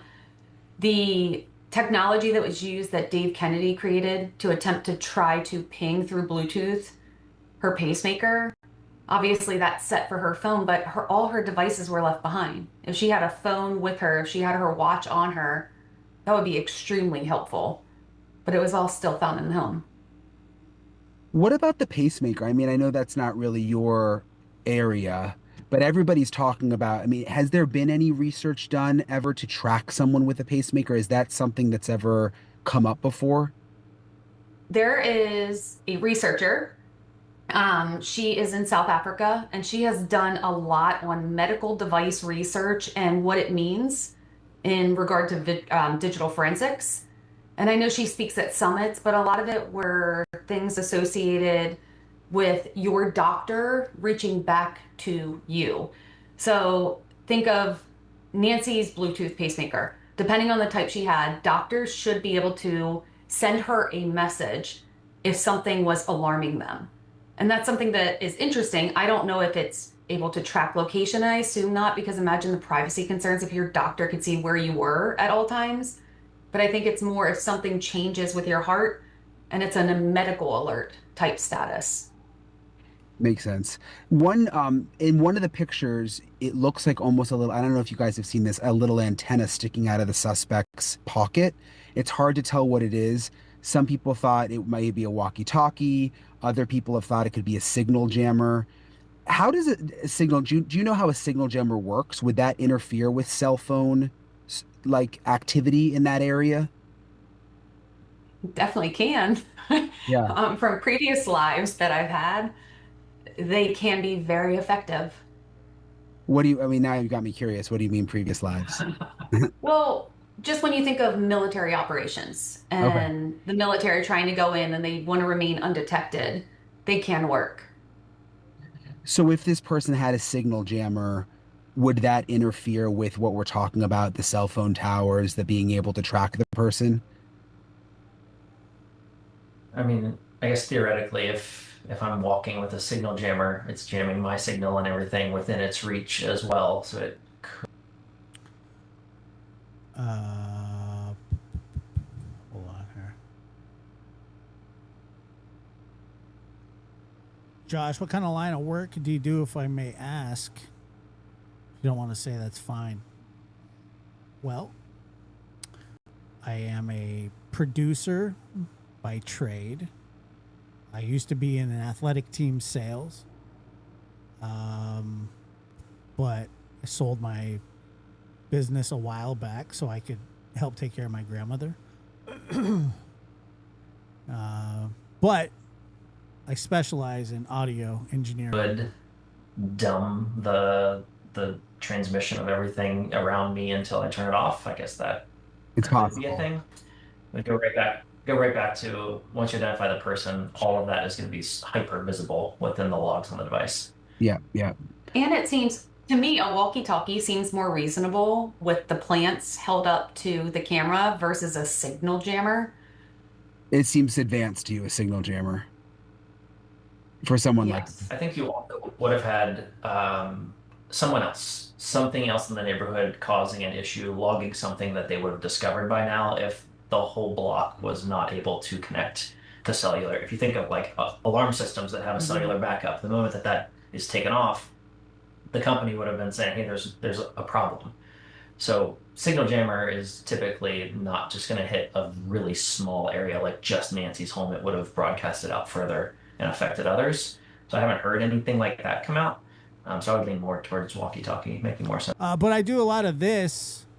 That way, I'm also able to take care of my grandmother. But most of the work that I do from home. Yeah, it makes sense. But I just got hired to do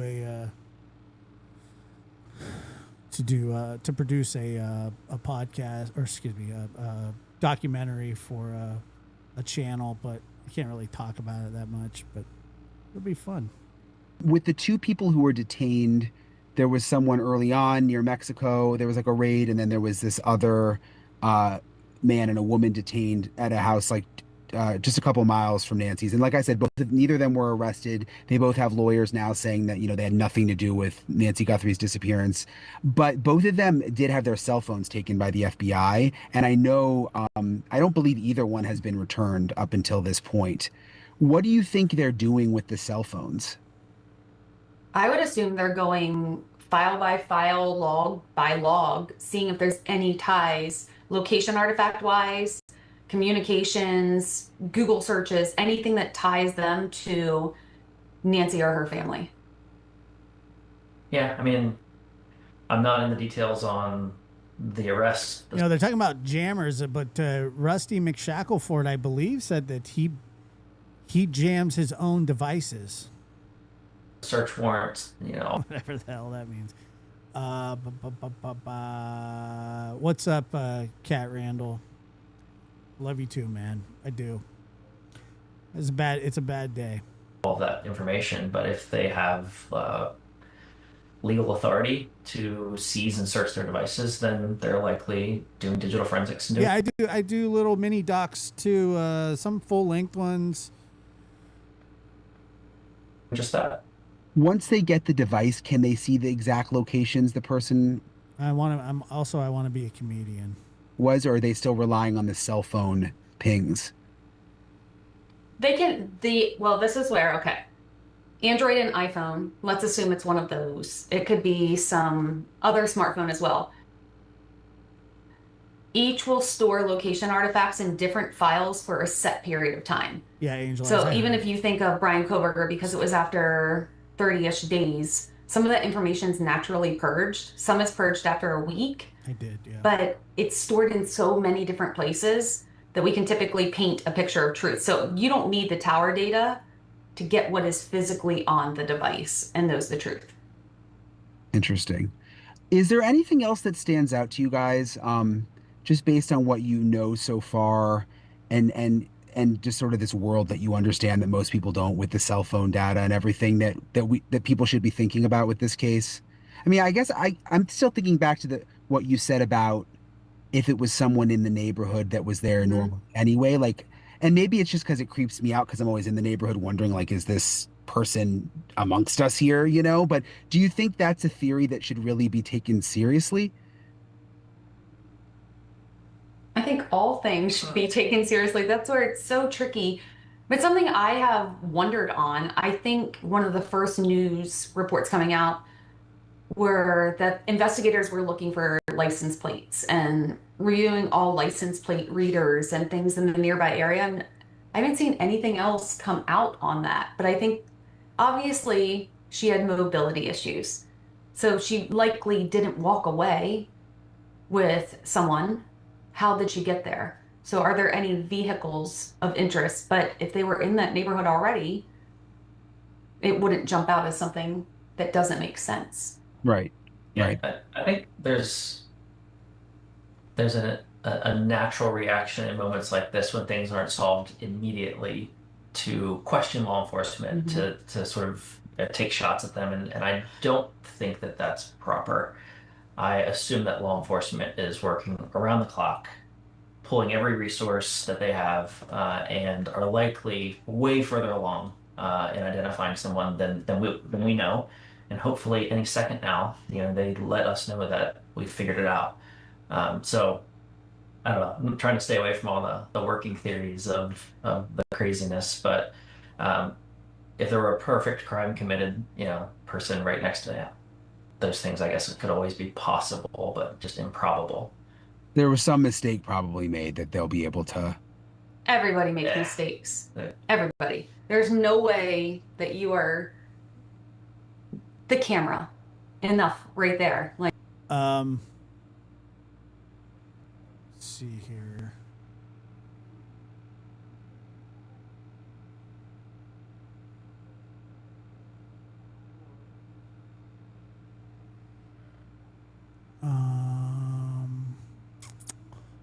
Josh Bryan has a frustrated backseat passenger. Yeah, you can blame Putin for that one. Oh, Donna, I thought it was going to read it out loud. Thank you, Donna. That's very kind of you.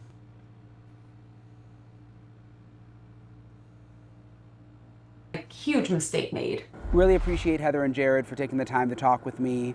Again, like they're so interesting to me just because you guys know I covered the Brian Koberger case so closely, and they had Koberger's cell phone for a long time. They know everything that was on his cell phone, so they really are experts in the field. So again, that's day 33. I'll keep you guys posted with if anything develops late tonight or tomorrow. And it was super hot here today. It's funny, it really starts to cool down here when the sun goes down. And there's been a breeze today, which there hasn't been in the past.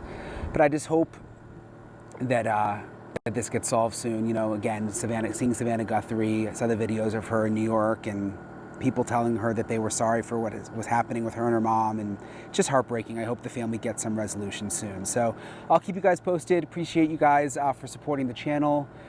Please subscribe. It really helps me out. And I'll talk to you guys later. Great, Bri.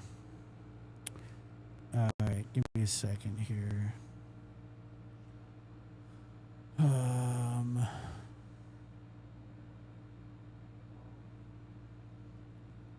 Macho, you're such a pain in the butt, dude. Seriously.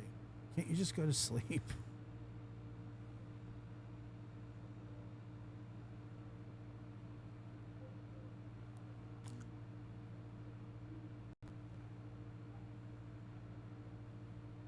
What do we want? You want to pop on some Nancy for a minute? Savannah. Give me a second. Look at this. Bam! Look at her, dude. Pissed. I gotta let this dog out. Guthrie's mother, Nancy Guthrie, missing day 33. This as her son-in-law, who came under fire early on, not here, but by others attacking him, breaks cover, subjecting himself to the glare of the camera. And tonight, did the perp return to the scene? Is there a way to catch him on video? If he did, many others have made that mistake. This as we learn about a glove found nearby, allegedly ruled out because it belonged to a restaurant worker. Really? Has everybody in that restaurant been ruled out? And why was that glove close to Nancy Guthrie's home? Tonight we learn Nano says the end is near, but is it? Nano's under fire. Good evening, I'm Nancy Grace. This is Crime Stories. I want to thank you for being with us.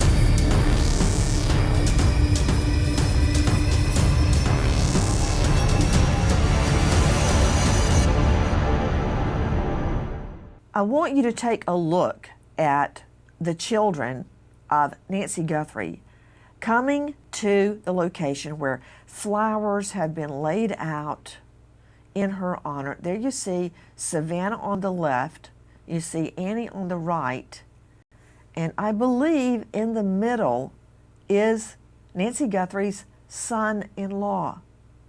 This is a heartbreaking moment for this family. And I want you to look at Savannah hugging her brother-in-law, together united, hugging her brother-in-law.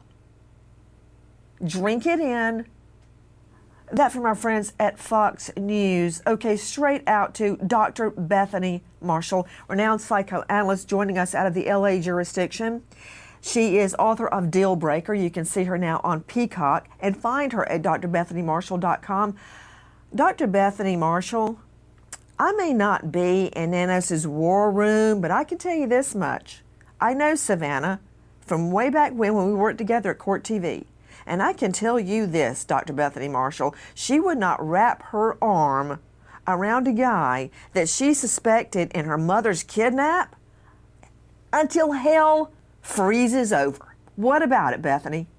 If she suspected him, Nancy, there would be massive division within the family. This brother-in-law would not even be living with the family. He would be somewhere else. He would be with his own relatives. But it appears that he is united with Savannah and with Annie Guthrie. He has been living with his wife. And I think, Nancy, that he has been targeted because he's a man. He may be one of the lower wage earners in the family. He has things that makes him vulnerable and a target to the public. But that family loves him. He's the son-in-law. He's the brother-in-law. He's there. And I think it is tragic that the family has had yet another assault, which is an assault on their own family member. Guys, you are seeing footage from our friends at Fox News. The son-in-law breaking cover after being attacked and maligned in the news. Okay, Dave Mack joining. Dude, seriously, what I'm telling you,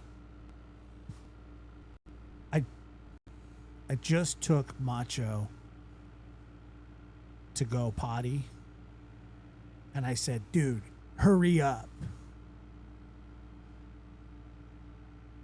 He stands at the door and then ran back in to the room. He never even went.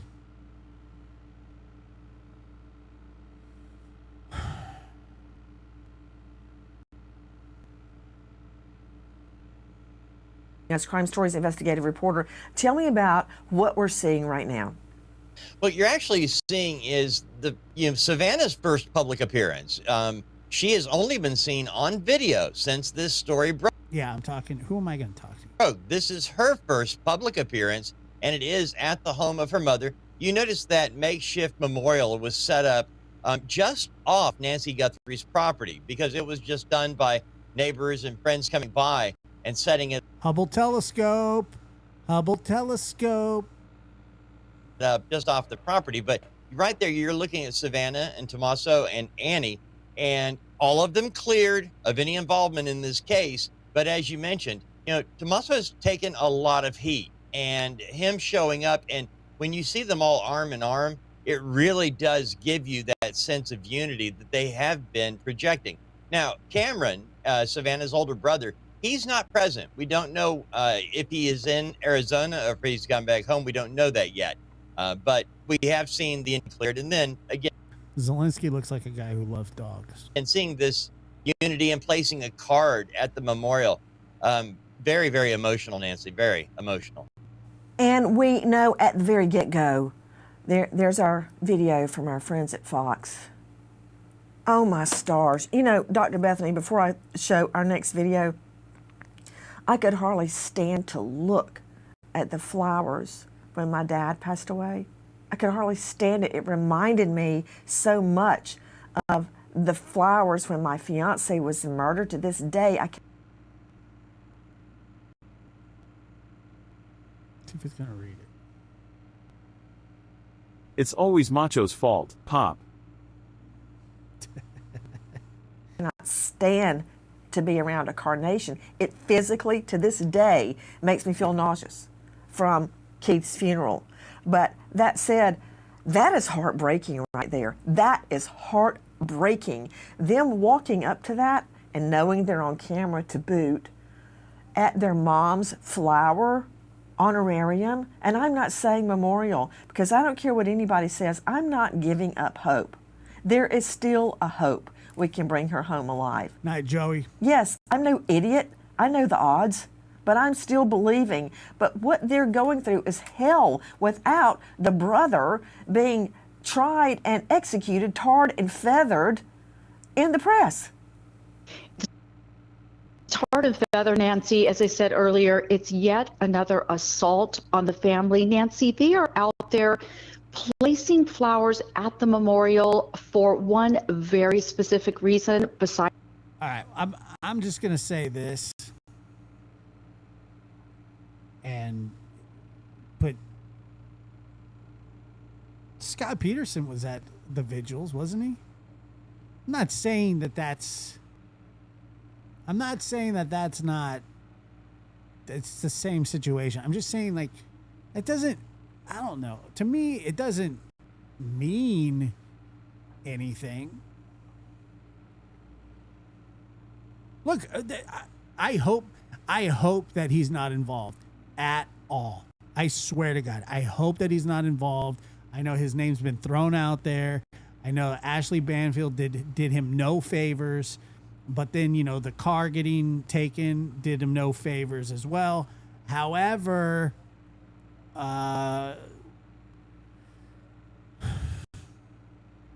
it doesn't mean anything. It's their love for their mother. They want us to keep praying and hoping. They rely on the public, on the neighbors, on the news, on people like you to keep the story alive, to keep the investigation ongoing. So they are encouraging us, the public. And tragically, Nancy, those flowers are yellow. You know the song Tie Yellow Ribbon Around the Old Oak Tree? It was about bringing our veterans home or bringing our soldiers home. This is a plea from the public to bring Nancy Guthrie home. That is what the yellow means, and that's why they are placing yellow flowers there. They desperately want their mother home.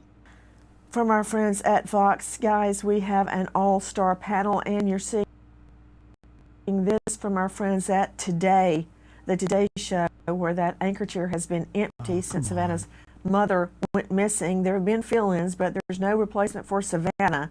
Again, joining us an all-star panel, but I want to go out to Heather Barnhart. In the last hours, we see the family, including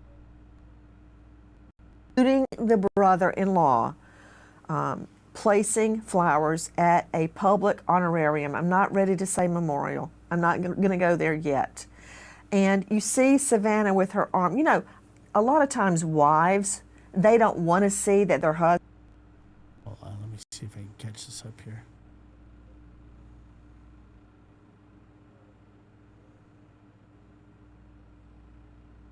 Husband is a piece of crap, right? We all know that because love is blind. You want to believe the best.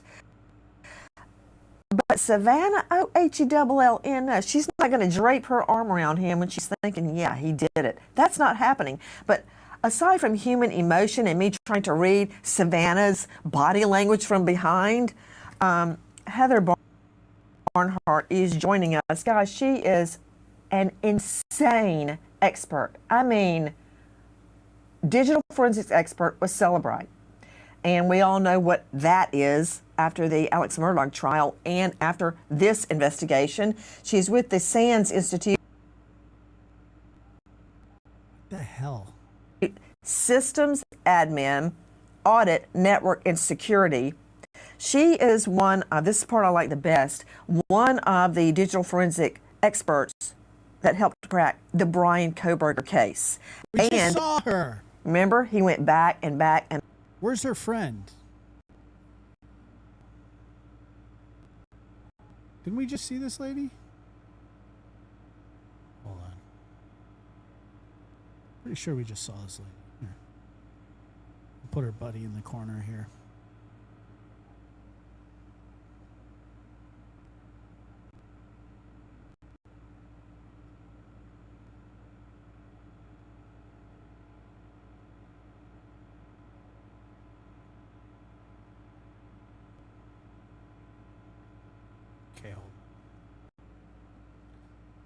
Back to the scene of the crime, and we're going to talk about why people do that, and did this killer do it? For Pete's sake, Nanos, I hope you're recording people coming back to the scene. Also, co-author of Practical Mobile Forensics, now in its 4th edition. What does that mean? That means it's in such demand that as each year passes, they update it to have the newest and the very best information in that. Okay, Heather, thank you for being with us. Now, let's talk about something I do understand as opposed to body language. What would the FBI and Nanos, if somebody explained to him what to do to rule out the son-in-law? Why is she glitching? Come on. Come on, Nance. There has to be. Hold on.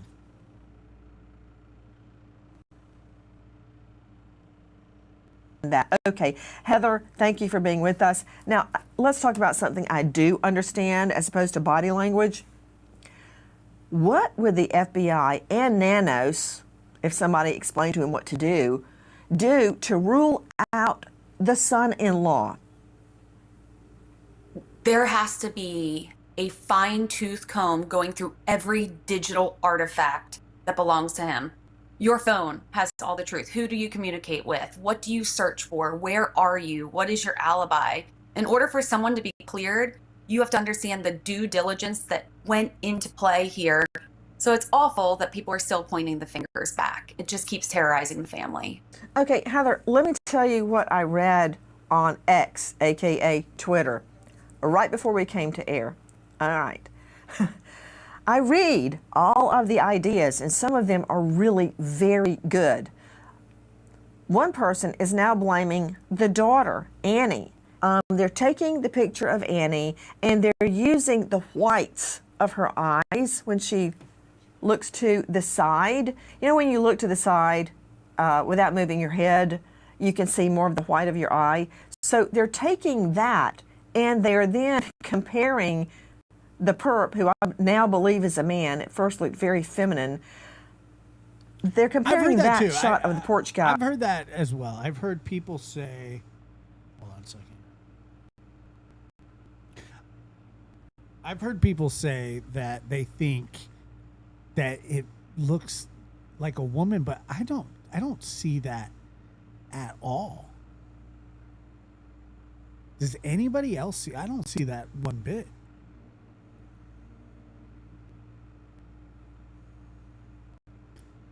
I have bug eyes. Could you imagine?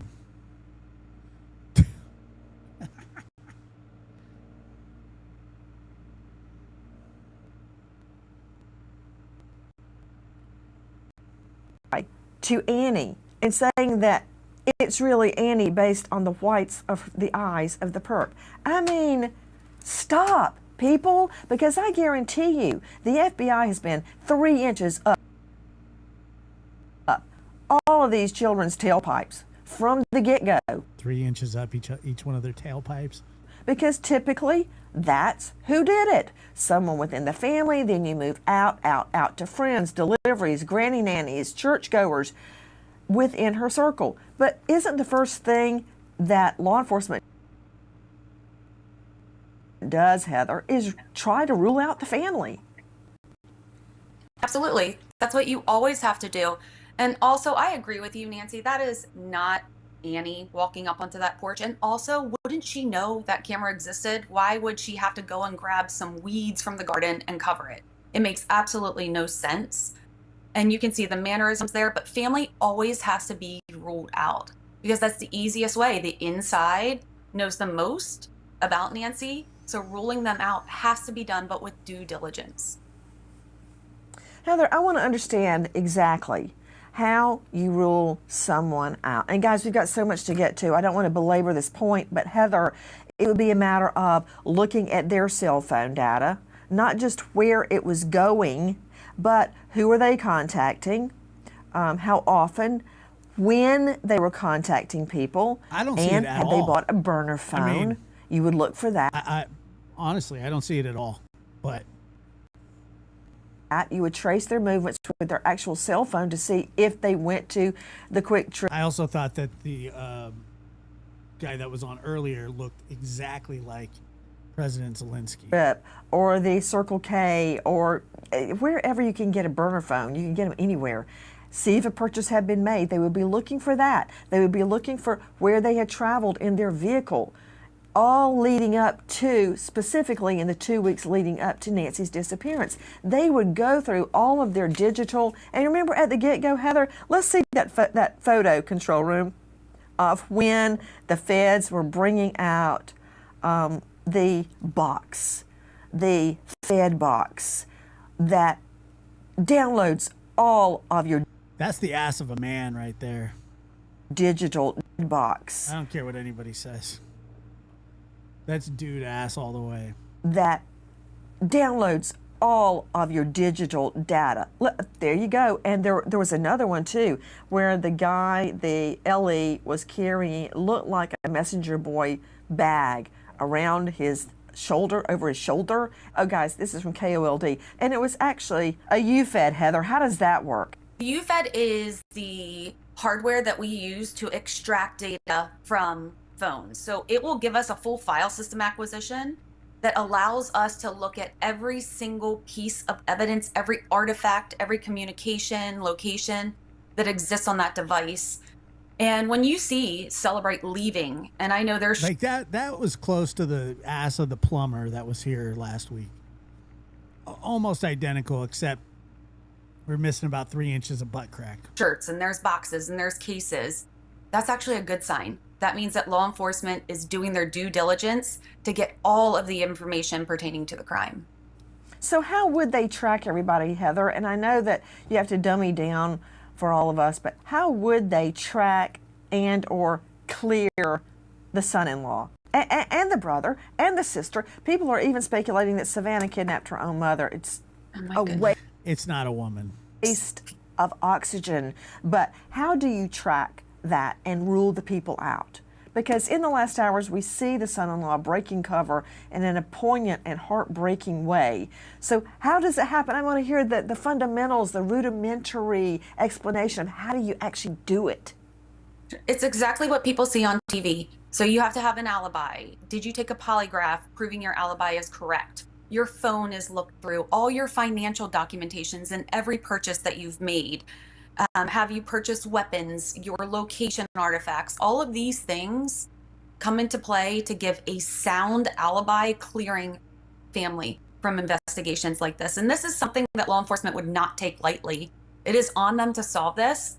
And they probably went through with such diligence because it's easy if the suspect is an insider. Then you don't have to go out and looking at the public. Well, okay, let me be more pointed in my question, Your Honor. Let me rephrase. That's what I do when I have a witness that is not being responsive before I have to get really mean. Heather, how would you figure out if somebody bought a burner phone? How would you start that investigation? Well, that's a good question. Most people would do it with cash, if you're smart. If you did it with a credit card, that's easy to financially trace it back. But wherever burner phones can be purchased, think of Walmarts and locations like that. The CCTV footage of a person entering would be crystal clear there. Also, they would still ping cell towers because they have prepaid SIM cards in them. They have data plans, so you can't hide from that tower data. You know when your technical legal term really screwed, Heather Barnhart, is when you buy a burner phone with cash and you use a fake name like Bugs Bunny. Because Rusty McShackleford knows a man's ass when he sees one. Right, Rusty?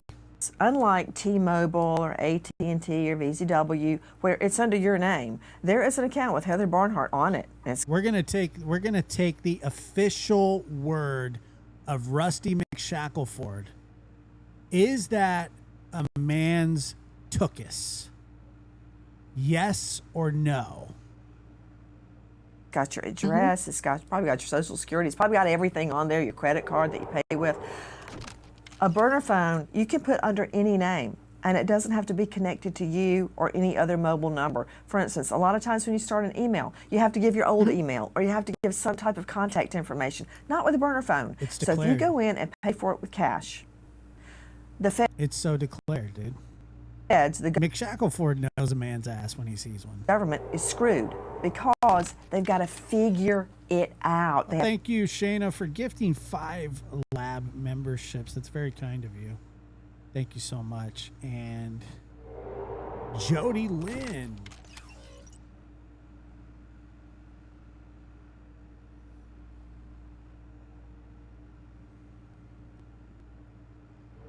To look at burner phones in the area, narrow it down. Don't forget, McShackleford is the same guy who buys jammers to jam his own devices. Then trace that burner phone, and when they finally get to the store, they find out Bugs Bunny bought it. they're screwed, because then they have to look for video surveillance to see if they can find the person. It's really hard if that's the way it went down. Heather, agree or disagree? I kind of agree, but you're assuming that people are really smart. Most criminals aren't. So if I go buy a burner phone right now and I want to be Jessica Rabbit, that's great. But guess what? Heather Barnhart's device is right here beside me.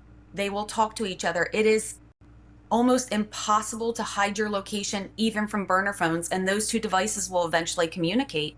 So as smart as we want to be, digital evidence is smarter, and it's really hard to outsmart that. Joining Ginger Root, what is it? Ginger Root Id would like to know why would someone want to jam their own device? I wish I could answer that for you. Now, Brian Fitzgibbons, Director Operations USPA Nationwide Security. He leads a team of trained investigators that go around the world trying to find missing people. He is a former Marine. He is an Iraqi war vet. I think that says it all. Fitzgibbons, it says a lot. Thank him for his service. Thank you for your service. Thank you for being with us tonight. I want you to weigh in. And why do I care about the son-in-law being ruled out? Because that's one less person that everybody on the internet has to focus on. Now we can redirect energy to finding the perp. Because if you go down a rabbit hole and it's the wrong rabbit hole, you're wasting a lot of time. And I have seen cases solved by citizen sleuths. Nobody knows more about wasting time than I do. I'm a cupcake. Thank you so much. I appreciate that. Thank you. Did I see Muscles in the chat? Do I have to say Gabby Petito for the millionth time? But that said, Fitzgibbons, weigh in. The son-in-law breaking cover, being seen in public after being subjected to a tar and feathering like no other. Yeah, absolutely. And I want to add something here. Heather did a tremendous job of explaining, the hard science behind getting this data. But folks need... Dude, Fitzgibbs' eyes, they burn. They burn right through you. What up, Muscles? How are you? To understand, after all that data was collected, the law enforcement has it, and they're conducting interviews with the family. And they're using that data to drive those questions, right? And they're going to find out, is there deception? Are there patterns of deception? Are there lies being told? And Muscles, you weren't, I hate to keep saying this, but I think you remember Cakes Boo. Right before the show started, I found out that she passed away at the age of 50.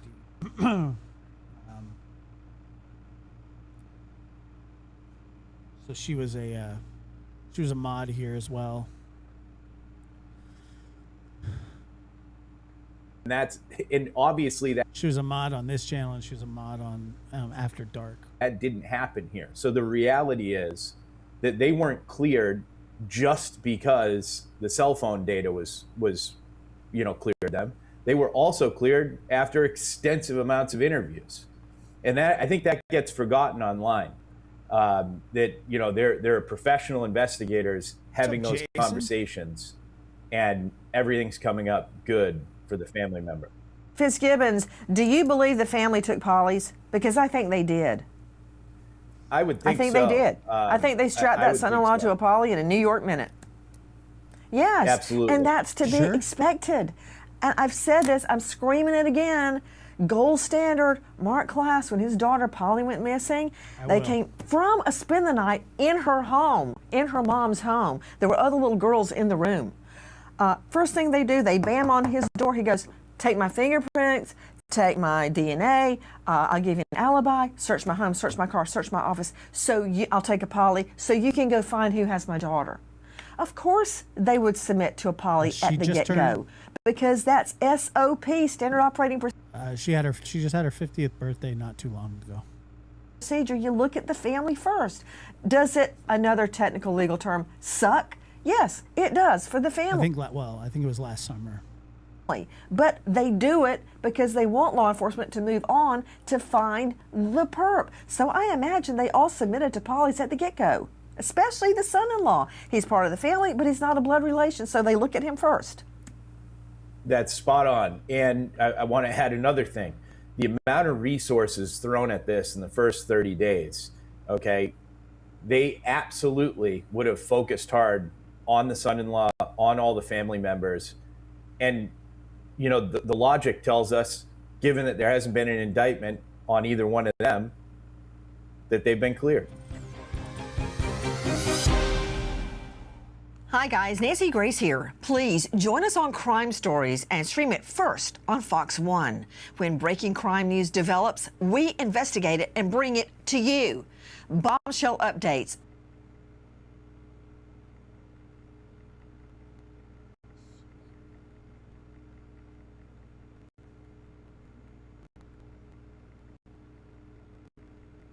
Answers to unanswered questions from cases making the headlines. Okay, also the audio is choppy. My audio is choppy? And cases you may never have heard of until Crime Stories. We go inside investigating. What audio is choppy? This is in memory of Cakespoon. May she rest in peace. Thoughts and prayers to her family, friends like you, Josh. Thank you.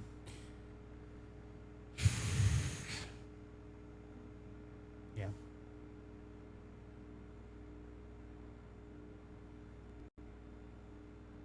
With exclusive interviews, crime victims, families seeking justice, investigators, experts, and sources from within the case itself.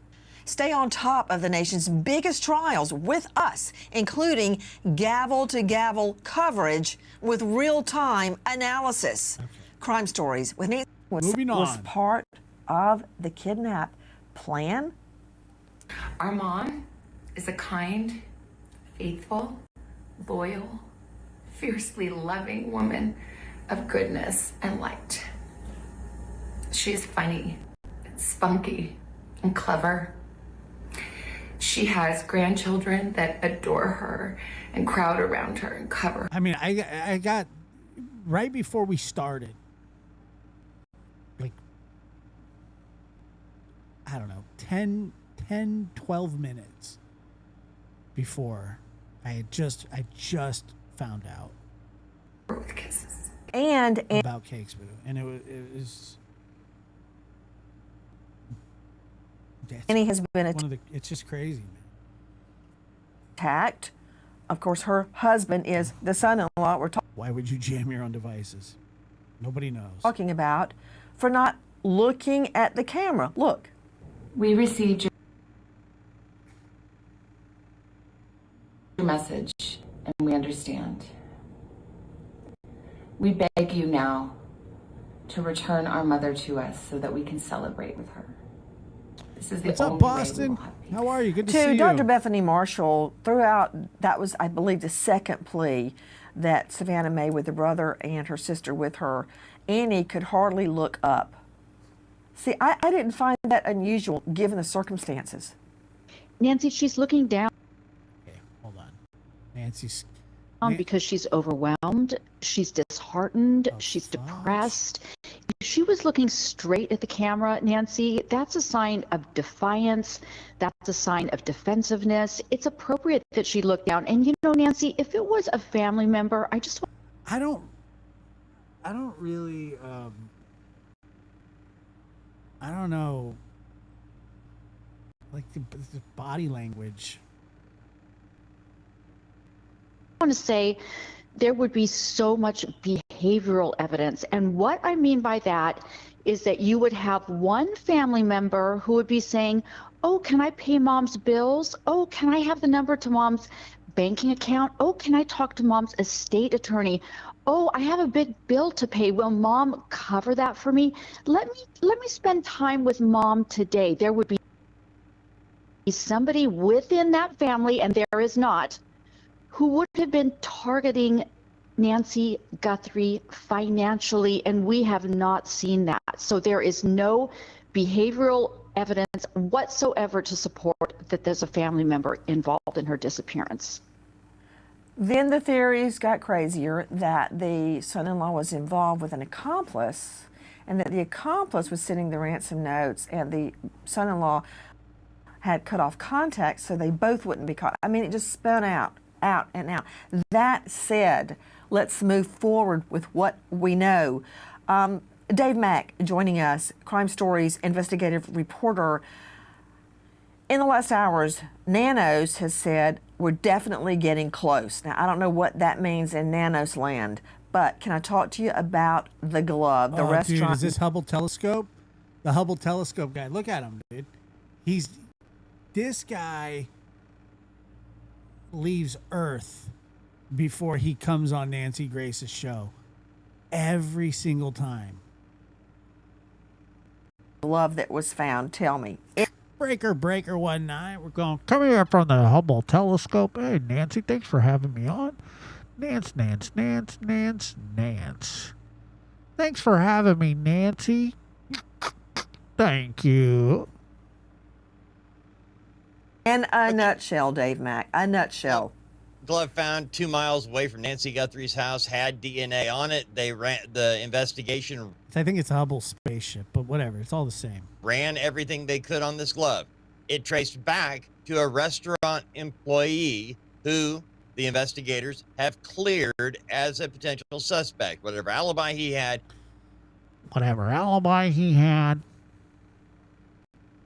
Or she checked out. We do not know the name of the restaurant. We just know that that glove did not become part of the investigation. It was part from a restaurant worker. We just know that this is coming from a restaurant worker, a litter bug, Nancy. We got a litter bug on our hands here. Litter bugs are us. Terrible. Oh, it's so terrible. Damn people throwing their shit on the side of the mountain, Nancy. Well, I'm glad you told me that, Dave Mack, because I was concerned that they went, oh, yeah, this glove, nothing to do with it. It belongs to a restaurant worker. But you're telling me they went ahead and cleared the restaurant worker. They did investigate it, correct? Correct. Speaking of restaurant, I want you to see this footage.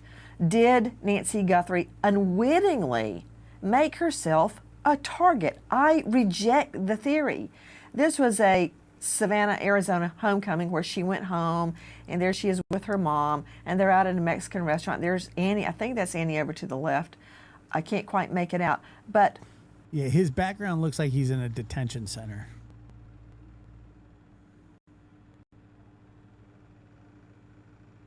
This was on air. How soon before the kidnapping? And that's from our friends at Today. When did this happen, Dave Mack? That video actually aired just a couple of weeks before the kidnapping, Nancy. Because if you remember, Savannah had been off the show for weeks having surgery on her throat and was recovering from it. This was all part of the holidays and everything else coming back, showing Savannah out with her mother at their favorite Mexican restaurant.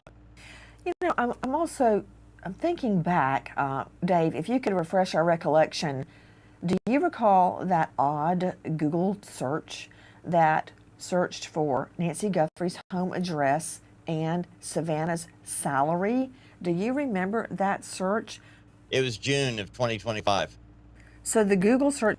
It was when? June of 2025. When?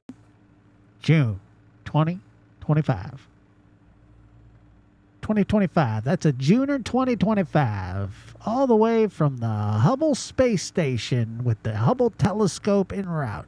June 2025. 2025. Sorry, I'm just trying to let the video buffer. Which was June of 2025. Okay, so that has really no bearing on the restaurant appearance. You know, Dr. Bethany Marshall, I think I worded that incorrectly. I said, did Nancy Guthrie unwittingly make herself a target? That is somehow putting blame on the victim. What I meant to say, what I should have said is, did some perv, some evil, hateful, mean-spirited person see her on the Today Show and target her? Possible. That's what I should have said, because that appearance was coming from a place of love. Hold on, let me refresh this. Nance is killing me here. Dragon Ask.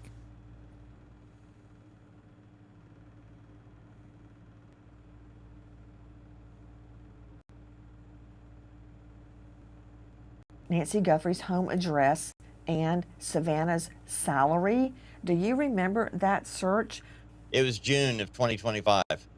So the Google search was June of 2025. Okay, so that has really no bearing. Hold on, let me,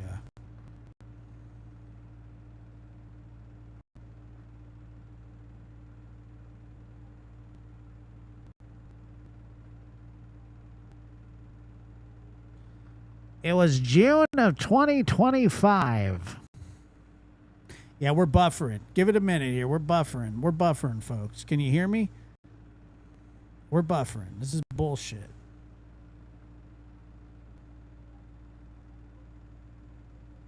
Rusty McShackleford is jamming the show as we speak. Rusty McShackleford jamming the show. Rusty. God dang it. Thank you for being a great host, grandson, and friend. Cakespoo was lucky to have your friendship. Josh, growing heart emoji, RIP Cakes, pensive face emoji. Amen to that. Damn.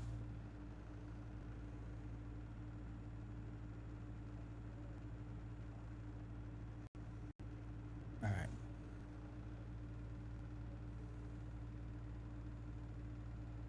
On the restaurant appearance. You know, Dr. Bethany Marshall, I think I worded that incorrectly. I said, did Nancy Guthrie unwittingly make herself a target? That is somehow putting blame on the victim. What I meant to say, what I should have said is, did some perv, some evil, hateful, mean-spirited person see her? Let me shut some of these applications On the down. Today Show and target her? That's what I should have said. Because that appearance was coming from a place of love, not in any way the victim making themselves a target. If this was a result of a crazed fan who saw her in the restaurant, or a server perhaps who learned that, oh, this is Savannah Guthrie, then that would be more of a stalking scenario, Nancy. And in a stalking scenario, these stalkers always write manifestos. You would see something on the internet, something in somebody's home. They would have become preoccupied and started talking to a family member about it. There are no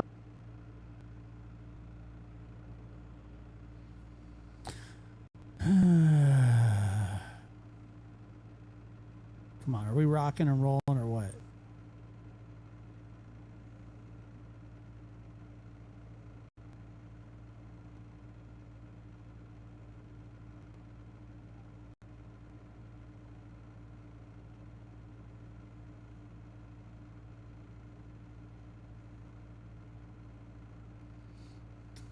$100%, 100%. That's too many.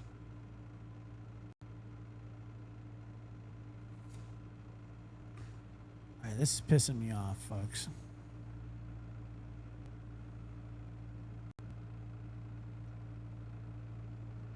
We are in total chaos mode. Viewership dropping by the second. And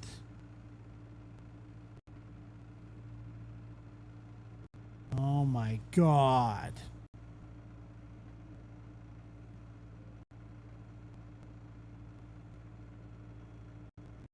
Can you just crash? Attacked for soliciting donations. Aren't these volunteers? They don't expect to be paid. So are you soliciting donations? And if so, why? So no, we've not asked for any donations. Or Children, I think is the name of the organization. No, this isn't about donations. We already have very generous donors that have allowed us to be out in this assessment so that we could submit this detailed 41-page tactical plan to assist in the search for Nancy Guthrie. What are you offering to Nanos, and what's his problem? Is he out at another basketball game and hasn't been able to respond? So, we have a lot of volunteers and assets. We have a lot of folks that are very experienced, current and former law enforcement, military, all that kind of thing. Canine dogs, which are extremely beneficial in these types of searches.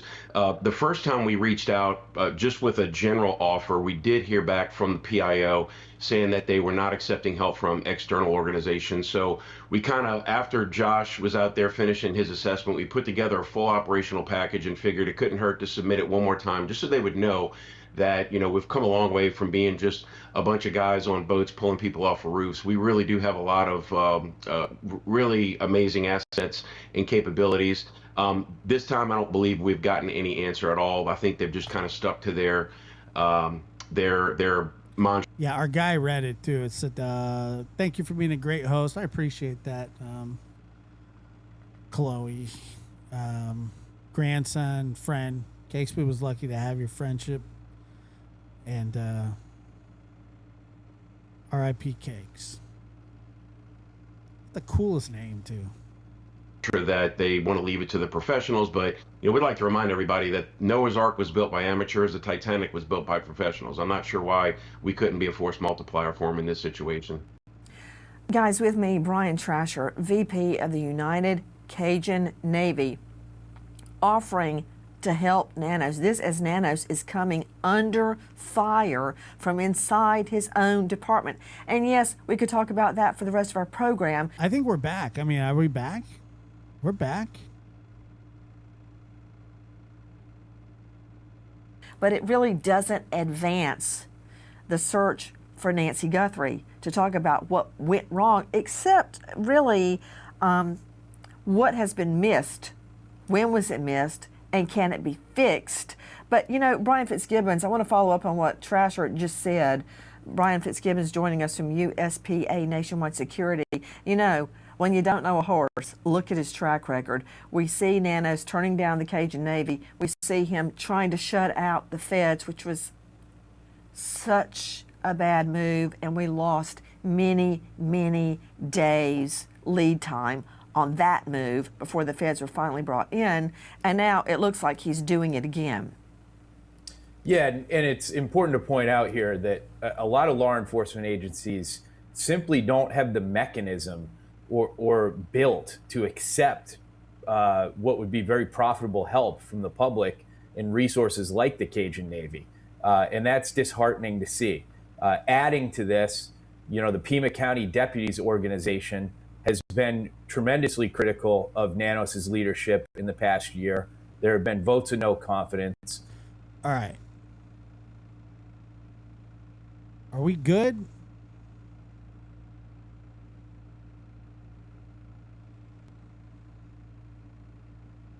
Are we good to go?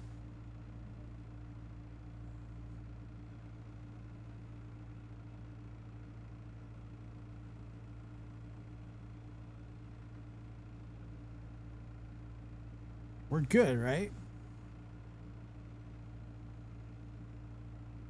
And there's been a mass exodus of talented. What do you mean no sound? Investigators in the last 12 months. So this has been widely reported by spokespeople from the Pima County Deputies Organization, which is their unionized body. Right. Dave Mack, I want to talk to you about vehicles and video. At the very beginning, I believe it was Nanos, it was stated that the neighbor's video, home surveillance video, which was about 2.5 miles away from Nancy Guthrie's home, this is bullshit, on a street that fed into Nancy Street, traffic 12 cars between 12 a.m. 6 a.m. One speeding by just 8 minutes after Nancy Guthrie's pacemaker disconnected from Bluetooth when she's taken from the home. At first we were told, well, that means nothing. Now I understand, Nanos is stating, it may mean something, and they're trying to track down the vehicle. Is that true, Dave Mack? Absolutely 100% accurate, Nancy. Started off, they said, doesn't mean anything. Now they've looked at it, they're going, it means everything. You actually can see on this video, Nancy, the same vehicle going towards the Nancy Guthrie area, and then another leaving the area at 2:36 a.m. 8 minutes, as you mentioned, after the We got 8 minutes on the Hubble sundial. Bluetooth disconnected between her pacemaker and her phone or watch. And where I'm going with this, Dave Mack, and this is to Brian Trasher from United Cajun Navy, is, see, this is at 2.5 miles away from Nancy's home. They had originally set up a dragnet, a radius of search 2 miles, and this was just outside that video from our friends at Fox, by the way. If volunteers had been used, maybe that restaurant glove, other gloves, this video would have been found sooner. Now, I understand the problems with chain of custody. You can't hand over a video to a volunteer. You gotta hold up the chain, hand that video over to law enforcement. But the Cajun Navy volunteers could have gone from 2 miles out, continued the search, gone door to door, asking people if they have surveillance video, and then letting them hand it over to authorities. I mean, there's so much you guys could be doing and are willing to do. This is just one example. See, we're 20 plus days into it before we find out about that neighbor's video. That is a shame, and it could have been corrected.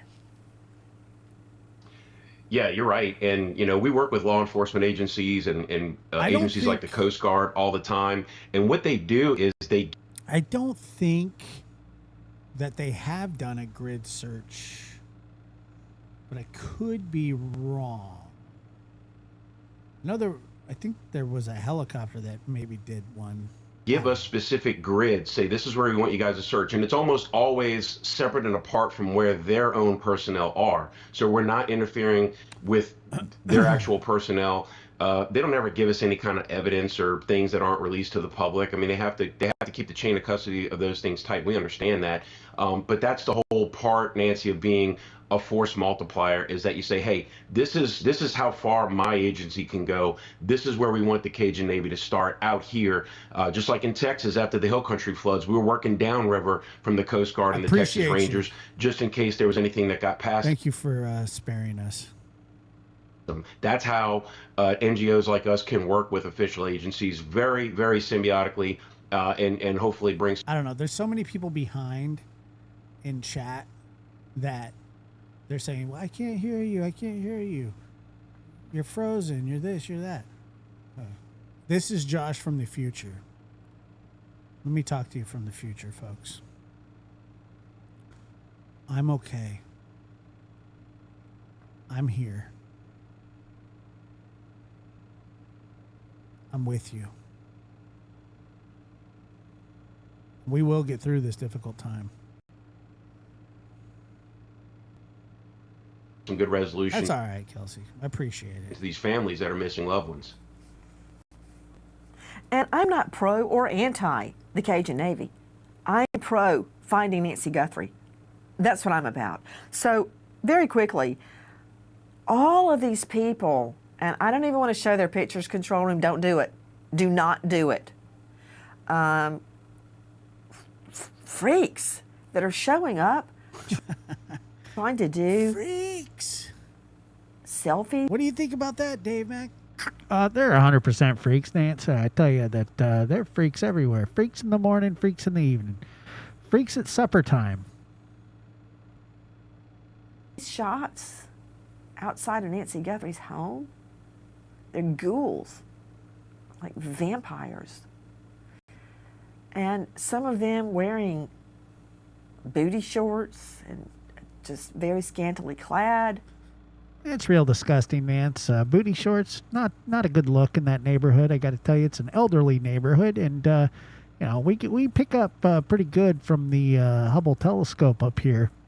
We could see booty shorts from miles away. Not a good look. You're right, Nancy. Not a good look at all. It's just so wrong on so many levels. But that said, I'm wondering what you think about this. Heather Barnhart and Brian Fitzgibbons, let's go to Heather first. If surveillance is still there or working in the area to catch all the people coming back to the scene, because you know, unless they've already hightailed it, left the jurisdiction, they've gone to ground, they may very well come back to the scene. I know it sounds crazy to us, it sounds crazy to me up here, but suspects do it all the time. And if surveillance video is... What do you mean no sound?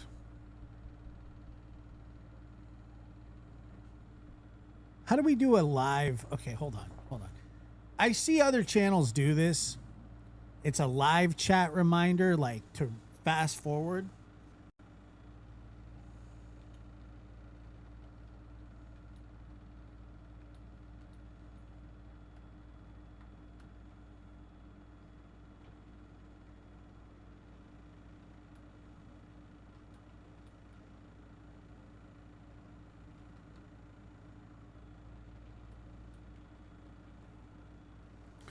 All right. Working, 2 and 2 could equal 4.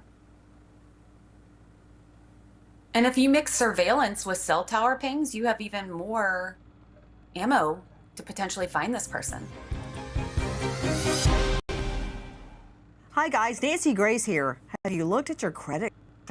New 8 thing while you're at different jackets, different times. It's like a different had for jackets. It's learned about what that could, and we found out later on they were taken at different times. The purpose. Oh yeah, we got a Dave Max segment coming up. The night of the kidnap, and they may very well be correct. Dave Mack, do you remember our conversation about how the jackets look different? I don't know if we were on air or... Has everybody fast forwarded? Live chat reminder. Hit the live. Speed it up. Laces out. Let's go. Einhorn is Finkel. Finkel is Einhorn. Laces out. Your gun is sticking into my side. Or off air. I remember you and I talked about it at length, and we didn't know at that time when the separate photos were taken. We didn't know if they were taken at the same time. And so we were very concerned about what that could, and we found out later on they were taken at different times, which really goes back to what you've talked about. This person planned this out enough to maybe have done a dry run through without the gun, and just without the backpack, did a quick walkthrough to see what he was looking at maybe. Another thing I'm wondering about, and I'm going to circle back to Dr. Bethany about why people return to the scene, is what's Google up to right now? Have they managed to get any more video? Is there audio that we haven't seen yet? As we were talking earlier about returning to the scene, Dr. Bethany, why do people do that? We know that Scott Peterson did it repeatedly, and we know that Peterson did it because he had a GPS tracker on his vehicle, including his super secret Batmobile. It had a tracker on it, unbeknownst to him. Nancy, this is the ghost of Christmas past right here. He kept going out and staring out at San Francisco Bay. I guess he thought he'd see Lacey's body pop up, which it did. That's some sick shit, to be honest with you. I hate that case so much.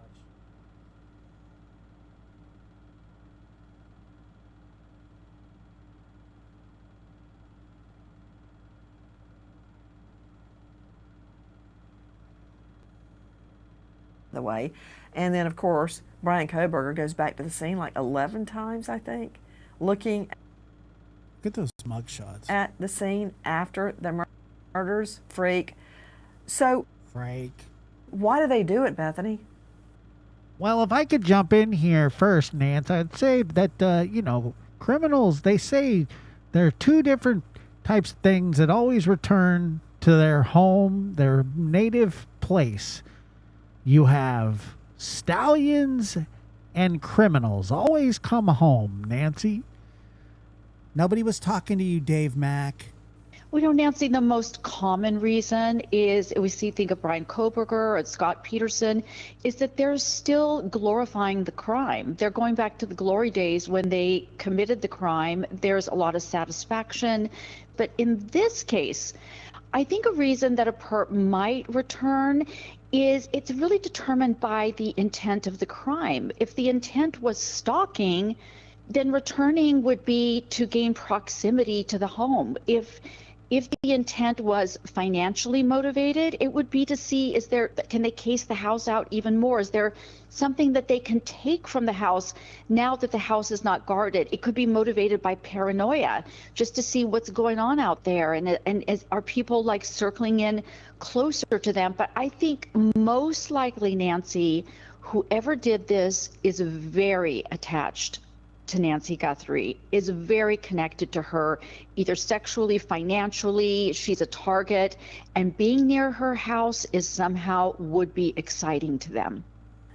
You know, Justin, Brian, I went to school with a kid like that exact name. I was friends with him too. Brian Fitzgibbons, if the perp, it's probably pretty common, I think. Did return to the scene. How? There was also, I don't know if you ever knew this, but there's also a guy, basketball player by the name of Kobe Bryant. Would we catch him? Yeah, just as Heather Barnhart said, they're definitely going to be pulling cell phone information, number one. Number two, it's very likely that there was additional cameras placed at the property by law enforcement to capture just that. And not to mention, there's been a consistent media presence out there and a consistent presence of law enforcement officials. So they're definitely running cars and plates of everybody who's driven by. You'd think, right, Brian Fitzgibbons? You'd think they are, but are they? Nobody here is giving up. If you know or you think you know anything about the disappearance of this beloved grandma, Nancy Guthrie, please dial toll-free 1-800-225-5324. Repeat, 1-800-CALL-FBI. Or, if you wish to remain anonymous, 520-882-7463. Repeat, 520-882-7463. There is a $1.2+ million reward for information leading to the whereabouts of Nancy Guthrie. It does not require an arrest or a conviction. $1.2+ million reward. Thank you to our guests, but especially to you for being with us tonight, keeping the search for Nancy Guthrie alive. Nancy Grace signing off for tonight, but I'll see you tomorrow night, and until then, good night, friend. All right, stop. Hi, guys. Please join us on our mission to find missing people, especially children, to solve unsolved God, homicides. he's so heavy. And if you're on the go, please join us on your favorite. All right. Guess that's it for me tonight, guys. He's so heavy. I got this like trigger finger thing going on, and it's hard to pick him up because he's a fatty. He's so fat.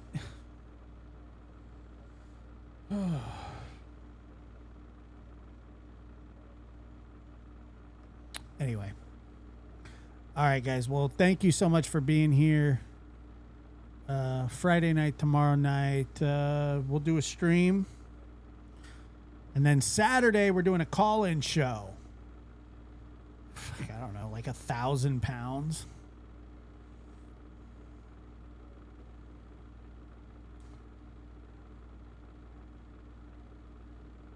He weighs a lot. He's fat as hell. All right. So Dr. Gary Saturday, tomorrow. I don't know. Hope you guys had...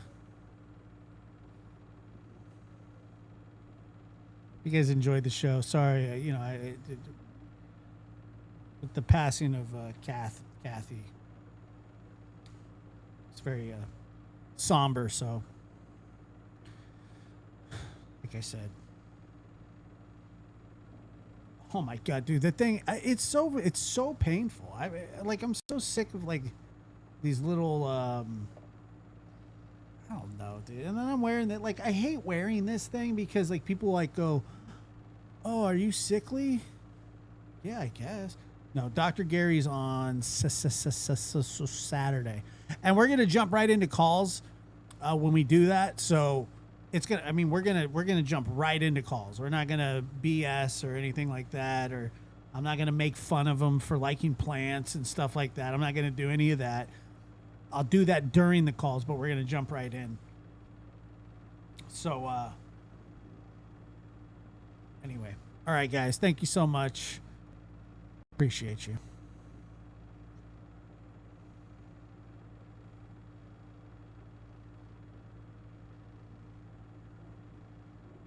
It was good. It was good to see you guys too. Good to see you guys.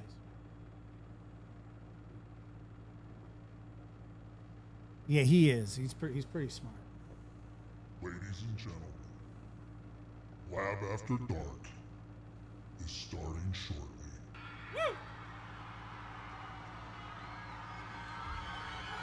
Appreciate it. I don't know. We'll try and get through them.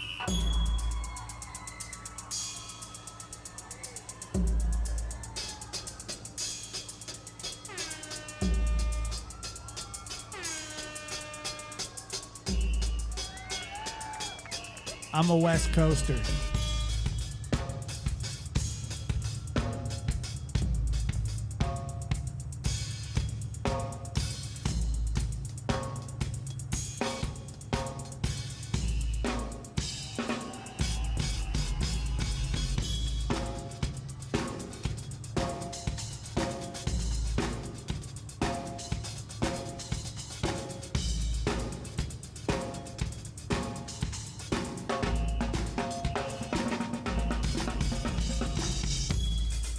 Lab After Dark is starting soon.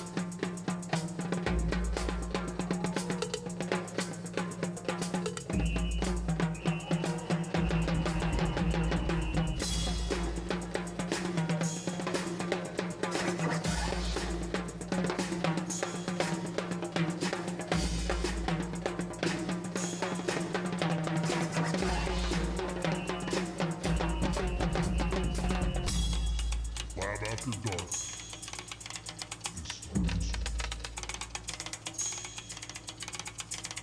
Right. Well, you opened that Pandora's door.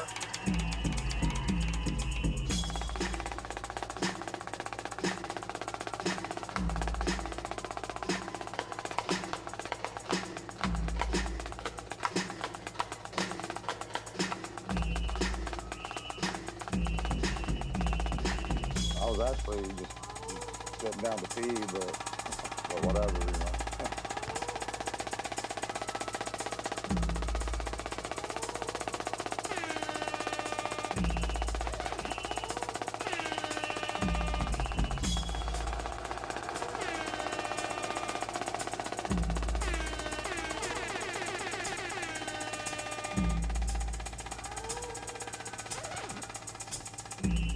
What's the point in causing the eruption?